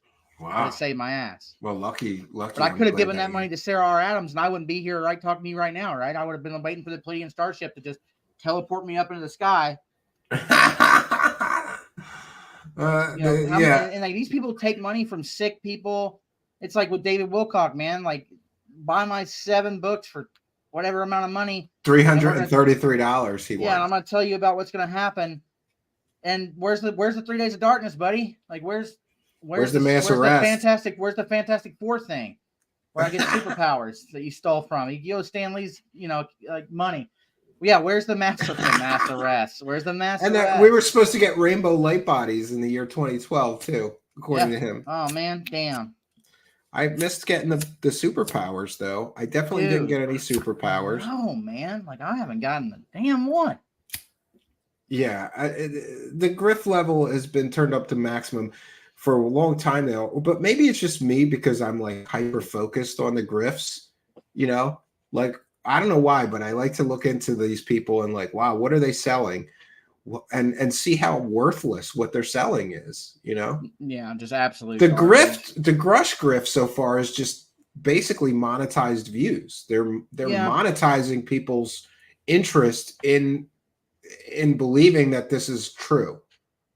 I'm friends with Heidi Hollis. She does that Coast to Coast show sometimes, and she was one of the first people that put me on. And she's written books about the Hat Man, Shadow People. Dude, those books are $7, and she's put her heart and soul into them. $7 is not a lot of money to buy anything, really. You know what I mean? That's okay. I don't. People called her a grifter to me when I had her on my show, and I was like, No, well, I think it's her books are perfectly fine to $7. write a book and sell a book, but when it turns into when it gets grifty is when you do things like George Knapp, like say in the preface of the book that this book is based on a mountain of hard evidence. This is going to blow you away. Yeah, and then you get to the part where like somebody actually challenges him. Like Joe Rogan asks him, but is there any evidence? Well, no, not really. Well, then you put in your book, you just lied in the book. And in the book it says. In the book, it literally, and then, dude, I'm telling you, that's why I went and found the people who worked there during that time. I'm like, hey, do you mind talking to me in private about this? They're like, oh, not at all, man. I'm like, what do you think about that book? Total garbage, total lies, ass. Like, total garbage. Like, it's amazing that, yeah. So that's when it gets grifty to me. When you lie and say you have evidence to sell the book, and then it turns out that you don't have any evidence, that's really none. Grifty. Yeah, none. That last time Jeremy Corbell and George Knapp went on Joe, and he was talking to that first part, they were like, oh, he got us. They thought for sure. He was like, doesn't it bother you when people make stuff up? And he's like, oh, he figured it out. And then Joe didn't, they were just so on edge, man. Because, when you're lying so much. Yeah, I think that they were expecting that he was gonna like rip into him about. Well, he saw what he did with Malcolm and Randall Carlson, so he didn't even face that. And that dude's been stealing money from people for like the last 10, 15 years. And that machine he made does work in a way, but when you put it under any load, if you have a generator, you have a choke, right? You can load, it goes under load, or when it starts producing more power, the engine will and start really tearing ass. It doesn't work under load at all, like remotely. It starts spewing, it doesn't work at all. They're trying to say 20% oxygen leaves the end of it. You don't even breathe 20% oxygen every day walking around. You could have COPD and hook your grandma up to a generator. And you're like, you're good to go, grandma. You're getting pure oxygen. It's ridiculous. It is ridiculous. They're good on Joe for that, man. But I wish you'd get on Joe. I really wish you'd get on Joe or something like that. Well, yeah, from your mouth to God's ears, that would be awesome. Yeah, the closest we've gotten was Alien Scientist on Concrete. That was the closest I've seen anyone. That's the only time I've ever seen anyone non-true believer on there, man, on any big show. Yeah, but what's funny is that Concrete just went right back to hosting the UFO grifters. Yeah, so I know, but Danny from Concrete, he used to work for Ben Mala, which and he it's a whole thing. You can look up the lawsuits, and you can watch this. He used to be the cameraman for Ben Mala, and Ben Mala is like a surrogate dad. And Ben Mala bought him a house, and he didn't fix it up, stole a bunch of money, like all kinds of stuff. So, well, that's interesting. Yeah, and I was happy to see whatever. I was happy to see Alien Scientist on a platform that big to kind of give people the reality behind the stories, He lays it down, man. But a lot of guests come from Concrete to Joe, so it'd be cool if you could get them on there. Yeah, I'd rather have you on there though. I don't think that'll ever happen, because then Joe Rogan will basically have to admit that he got fooled by the whole Bob Lazar grift, Yeah. And apparently Bob Lazar told Rogan some things like he was working on like weapons projects at MIT. That's why they hid all of his degrees and nuclear weapons projects. Come on, man. Come on. I wish Stanton was still alive, man. Yeah, I miss him. Dude. I talked to him a lot of times before he died. He was a cool guy, and when I was investigating certain cases, I would call him up when I got stuck, and he would instantly tell me other places to start looking for information. You know what? If Stanton was wrong, he would admit he was freaking wrong. The same with Jim Mars. If Jim Mars was wrong, or it was all speculation, he'd tell you that. And both those dudes died due to health reasons at an earlier age, and they should still be here. And it really sucks. And there's when they died, no one filled the void, man. You know what I mean? Because Jim Mars, I asked his protege, I can't remember his name, Daniel, I think. I said, did you guys ever talk to Linda about these fake alien pictures? He's like, yeah, Jim pulled her aside. And was like, what the hell are you doing? At a convention. These are fake. What are you doing? And she was like, oh, I'm just making money, Like, oh, yeah. I'm just making money? Yeah, I'm just making cash. You know, come on, man. Don't let things like facts and evidence get. Do you want in on it? I shouldn't say that. But When the grift level gets to you're using a picture from a video game cover and claiming it's a real picture of an alien taken on the moon, that's, you know, and people get mad at me like, oh, she's an old lady. It was. I remember. That's why I knew instantly what it was, because I played the hell out of that game. It was a fun shoot 'em up. Like Assault on Area 51 or something like that. People get mad at me for busting her balls, and like, Shane, I get onto if your grandma was on the internet ripping people off, wouldn't you say something to her, even if it was your grandma? I would. Depends on how much. Grandma, what are you doing? There's a fake Grandma, picture. you don't need another new set of lips. Calm down, Grandma. You don't need another $3,000 cat. Like, calm down. Like someone argued to me. That's what she spends her UFO grift money on. Fancy cats. Yeah, dude, she's got those cats are $3,500 a piece. Those are not cheap cats. And I used to know somebody that had hairless cats, and I always felt bad for those cats because you have to buy them jackets. They were always shivering and shit. They were always supposed cold. To like buy them coats. Yeah. No, you had to have electric heaters in certain rooms and keep the temperature at like 80 so that the cats wouldn't shiver. Yeah. I don't know. My cat is like a monster. She's like evil, though. I couldn't even own another cat. But yeah, you know, I don't know, man. This stuff, Linda especially, she, you know, I had a bunch of friends of mine go to Contact in the Desert, and there was a Graham Hancock. There. Oh yeah, there was a Graham Hancock, Jimmy Corsetti panel, and Ben from the Ben guy from talks about the UFO. He's been on Concrete twice. He's Ben Hansen, yeah, I think. Yeah, right? Factor Faked. He always talks about pyramids in like Egypt. I love his channel. That's somebody else then. But anyway, they're there, and then the fourth person is Linda Moulton Howe. So he's like, I'm sitting there, and at this panel about ancient civilizations, and it goes like, you know, Graham Hancock gives his spiel, you know, fingertip of the gods, and then, you know, Jimmy Corsetti talks about his stuff, and then Ben, and then Linda's like, in Antarctica, Spartan 1 and Spartan 2, there was a black viscous liquid with giants, and they're like, everyone on the panel just they're like, and the dude was like, I had to go. He's like, then I paid an extra $500 to go to a private Linda conference, and she played herself over the loudspeakers and didn't even say anything except for sporadically, and just played a tape of her. Yeah, a tape of her. Yeah, like to the people, and he was like, I had to leave from that too, and he's like, I spent $500 just listening to that stupid shit. You know, it's like, God, man, like she's ridiculous, and she's, you know, she's getting paid $10,000 just for popping up. Plus, you have, you know, when you do these shows, I don't know. I used to run the comic book shows here in my state.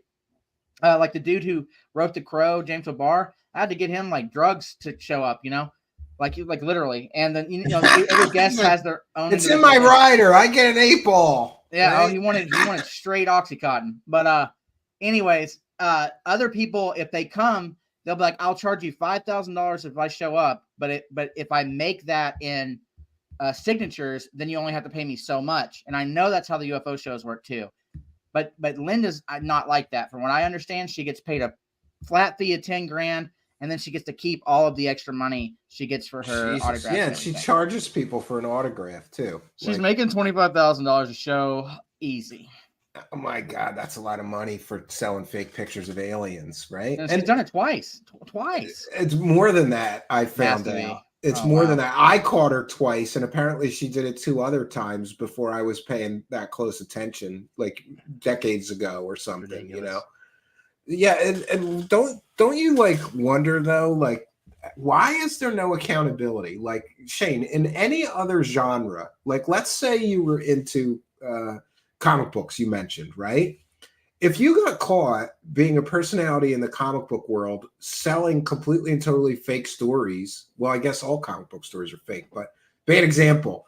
But, you know, if you cover politics and you sell completely and totally fake stories with fake sources and fake information, you do that once and you're like banished from covering that topic again. But here, like Linda got caught a couple of times. Ross Coulthard's been caught 4 times selling completely and totally fake stories. People make excuses for him, right? That's what happened. Yeah. They always say this. They're just doing the best they can. All this is obfuscated. It's really hard. And, you know, it's not like it's something easy to do. And, you know, Linda Moulton Howe is a private journalist, and she's just doing the best she can. She doesn't make enough money to survive. She doesn't have a retirement. I'm sitting over here like, what are you talking about? Like, I don't get it either, man. I really don't. Like 4 times you got caught selling completely and totally fake dude, Jaime stories. Maussan's been caught 47, and on my private list, I'm up to 86.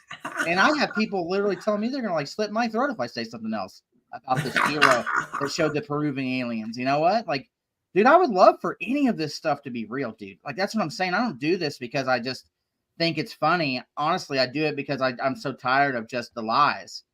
You know, like, because I was caught up into it forever. You've reached the point that I did. After a while, you go, and I got when I first got real critical. Like, I had other show hosts like contact me, like, "What are you doing, man? You can't talk like that. You can't do that. You're not gonna make any money, brother. You're not gonna make any sweet dollars."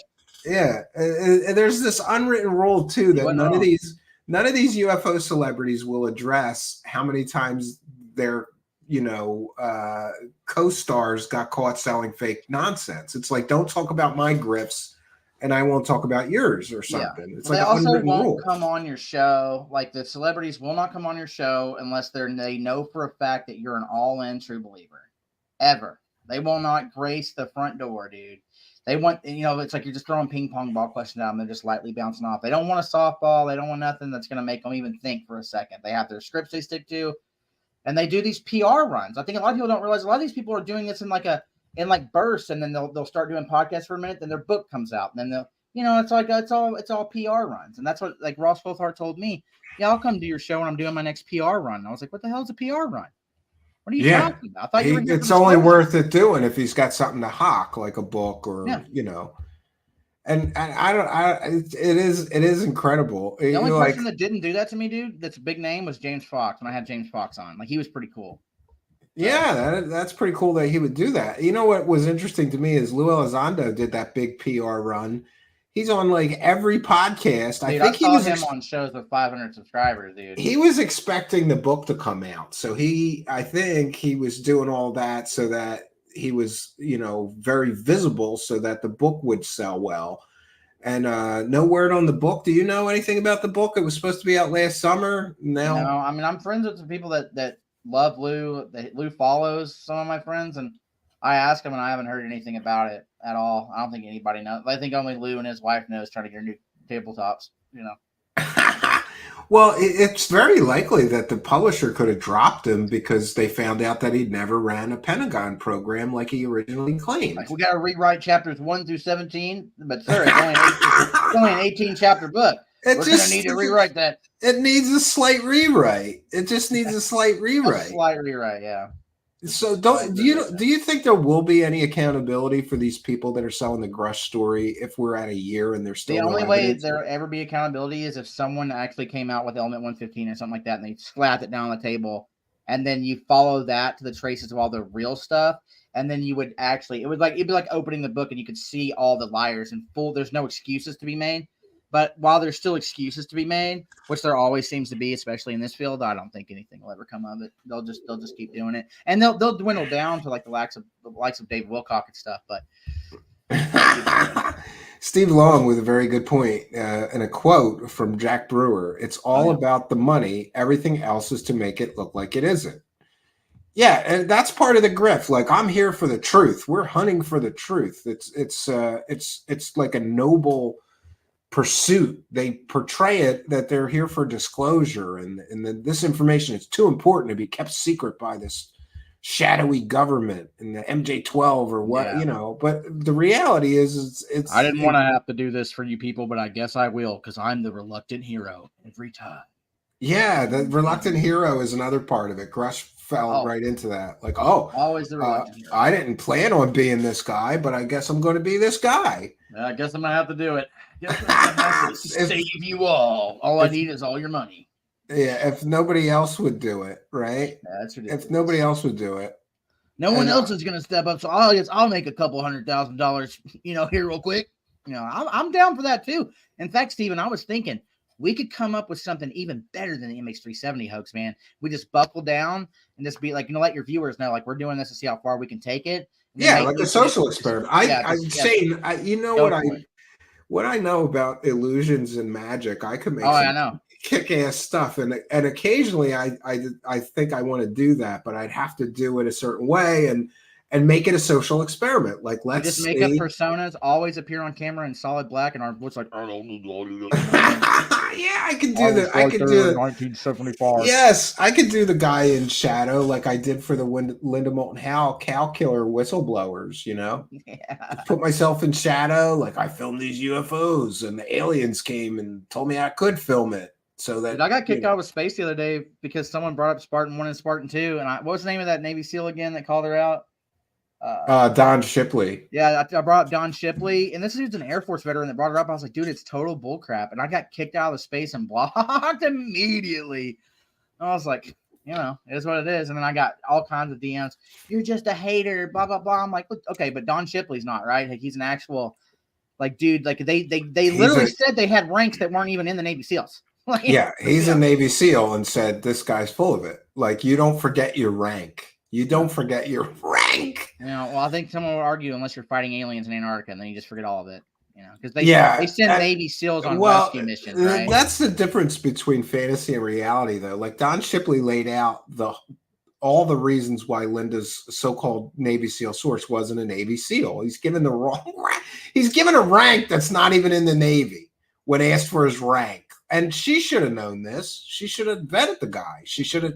And by the way, there's a list of everybody that passed SEAL team training and became a SEAL. There is a list. Yep. You could go check it. And if the person's name is not on it, you know, and the fake Navy SEALs come up with all kinds of excuses, though. I was on a shadow SEAL program. I was on the SEAL team that actually was in the Army Rangers. I'm like, what? Yeah. What are you talking about, man? It's 2 different. No, man, and we were also in the Marines. Oh. Technique said she killed those cows with a shovel. That's agree. Right. I agree. And I didn't. Is this real? Steve Long says that Lou Elizondo said, I might have to run for Congress to get this done if our lawmakers will. That's 100% actual quote, I believe. Could you imagine that clown with that level of power? He would get it though, dude. 100%. He was like, I don't think he could win, and he's not charismatic enough to win a congressional election. I think actually that would put too much of a spotlight on him to like anyone running against him be like, this dude's an idiot. Like, let's just. They could find out that he was telling people he has remote viewing superpowers. Yeah, that Jeremy McGowan story is crazy, dude. I talk to Jeremy all the time. I message him, like, if I have a video or something, he's always messaging back. No, yeah, he's one of the good guys, yeah. I love him, honestly. I have friends that hate his guts, though, but whatever. Well, yeah, anybody that speaks out against Elizondo is extremely... Dude, I'm in a very lucky place, dude, because I can talk about how I feel, and the people that love me regardless. They've supported me, you know, so I'm friends with both sides, but I say whatever I feel like anyway. Like one person, they're like, you're a hardcore MFer, man. You just go hard. I'm like, yeah, because I don't give a crap, you know, but I'm nice. I'm still used to being nice to people, and saying your beliefs are 2 totally different things to me, though. You're right. So, you know, but I'm very lucky, and then I get information from both sides. But, I think one side wants me to believe something. So I'll come back over to their side, and the other side the same thing. But I tell everybody, like, the best thing you can do in ufology is just park your butt right on the fence, man. And if you see a rabbit hole, tie a rope to the fence and tie a rope to you, and tell somebody to pull you out if you need to. You know what I mean? Like, always don't ever buy into anything 100%, because I don't. I mean, I really mean this. I want any of these things to be true, because you know what? It takes one thing. One of these things, man, just one, and not one thing's happened. People think it has in their heads. But it's not. It's not happening. Yeah, Jay Griff says, Grusch needs a gift certificate from Mickey D's or he ain't coming to Washington. Yeah, he needs that muffin in the morning. Yeah, that's $40 on the Uber Eats run for sure.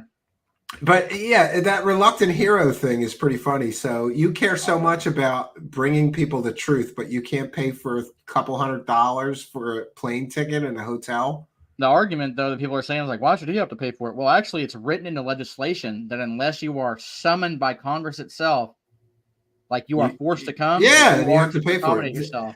Did somebody really start a GoFundMe for him to pay for his plane fare? Oh my god! Did you see the picture I sent you where someone posted? Yes, I'll share that. Yeah, I'll share that. That's Red Panda Koala that runs the account. I'm 100% certain. Yeah, this is great. This is funny too, the Jesse Michaels thing. Like, yeah, that's from Stoned Ape. She made that. Yeah. That's great. Jesse Michaels are going to a skiff. Yeah. Great stuff. And then this one here. Oh, it's kind of hard to see. It's Drake going no, and then it's get Grusch to go do a skiff and like make a GoFundMe, and the next one's to get me out of jail. Yeah, nobody contributed to that. But hey, we have to get him to a skiff so that we can get the truth about the aliens. And mind you, the GoFundMe, I was in jail, so I didn't even make that, nor did I have any idea that it was made. And the money did not get me out of jail, but it did. I feel bad when you were there because I asked around, like, does anybody actually know where he is, like what prison he's in or whatever, and nobody knew. Was running a disinformation campaign against me at the time and telling people that I didn't have a bail and that I had no way to get out, like all kinds of stuff. I just wanted to send you some books or some, whatever money so that you could buy some ramen noodles or whatever you can buy in prison. I don't know. I know. Fortunately, my roommate kept me flush on the sweet ramen noodles, man. I was like, it was like a god in there. I was like, you guys need some ramen noodles, and it's all good.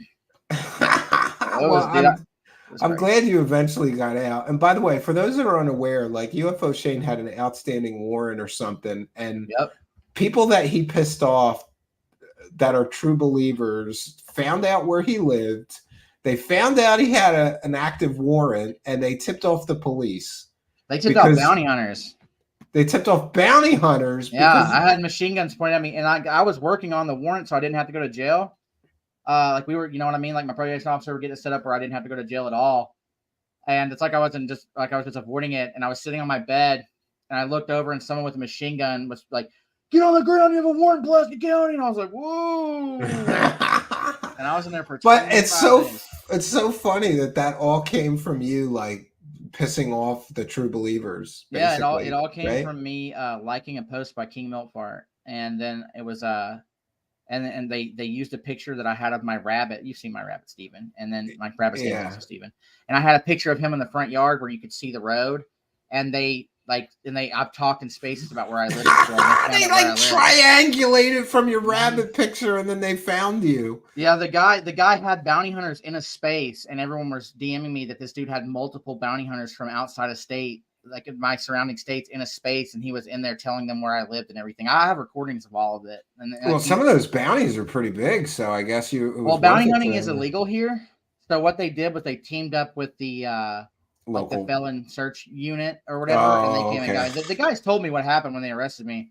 And then like my probation officer and everything was like, he wasn't supposed to go to jail. He was literally going to come into court and we're going to get all settled. And I'm like, oh, it's over now. Like, yeah, that could have really been bad, man. If I hadn't been talking to my PO before then, they would have sent me to prison for sure.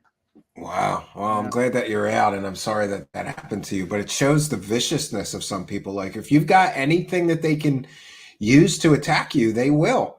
Oh, yeah. And that is such a cult like belief, and like really, because somebody just doesn't believe what you believe, you're gonna get them arrested, or dude, I haven't opened that whatever window. they can do. I haven't opened that window once since I got back. I'm like, I get nervous when people drive by my house and everything. I got like for real. Coming back for you, right? Oh yeah, dude, man, it was horrible. It was horrible. Oh, it's ridiculous. Well, listen, I appreciate you coming here, especially because I wanted to get your side of it to make sure that I'm not crazy. We're at 141 days, and the Grusch grift just keeps. We'll have to do this again at 200 and do it again at 300 and then do it again at 400. Yeah, it's my fault too. I'm the one who started the countdown. Because I thought we should get those old filters, and just do it like that. It's been 1,735 days. And there's still no evidence. Yes. I'm waiting for the evidence of the UFO before I think you're right. I'm amazed that they have grifted for 141 days on a story with zero evidence, and the grift goes on. They're going to keep pushing the grift. Like we said, he's gonna do the podcast circuit, then the streaming circuit, then he'll do the streaming circuit where it's not his main show, but he's still there, right? And then he'll like UFO Files, and then he'll go to Gaia. Yeah, he'll be like a UFO expert on and Gaia. Then a book somewhere UFO. In between there. There will be probably a book. Incredible. Well, I'm going to throw you out of here. I appreciate you being here. You want to give everybody your Twitter so they can find your spaces? Yeah, it's at Turtle of Time 12. If you do at UFO Shane, that is not me. That's someone who has literally copied my entire account, unfortunately. but I know who that is, so it's all good. But it's at Turtle of Time 12. You can always DM me and catch me there, or I'm always in the live chat here when Steven's live too. And thanks again for having me on, man. Really appreciate it. Yeah, I appreciate you being here. Thanks for being here, Shane. You have a good evening. All right, friends. Oop, there we go. All right, so yeah, I don't know what else there is to say, and honestly, I don't even know why I'm still following this story so closely. I think it's because I'm so incredibly fascinated that we're at 141 days. There's zero evidence, and the grift keeps getting pushed. Right? I think we are going to be here at a year and still no evidence, even though people are claiming now he's going to drop evidence. We'll see what actually happens. I am not optimistic that he's actually going to have evidence, because to my mind, we're at 141 days. If he actually had any evidence, wouldn't he have dropped the evidence that he has already?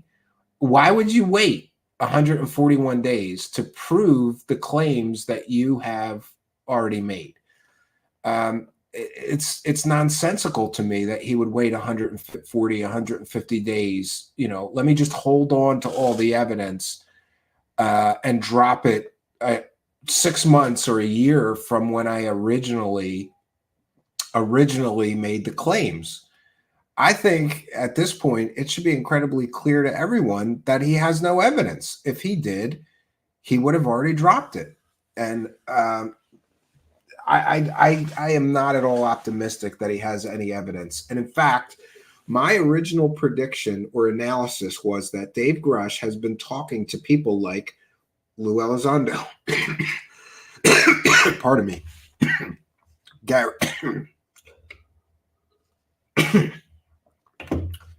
My original analysis was that Dave Grusch has been talking to people like Lou Elizondo, Gary Nolan, who we later found out he works for Gary Nolan, Hal Puthoff, Eric Davis, and those are his sources that told him this stuff. That's my personal belief, and I freely admit that's speculation.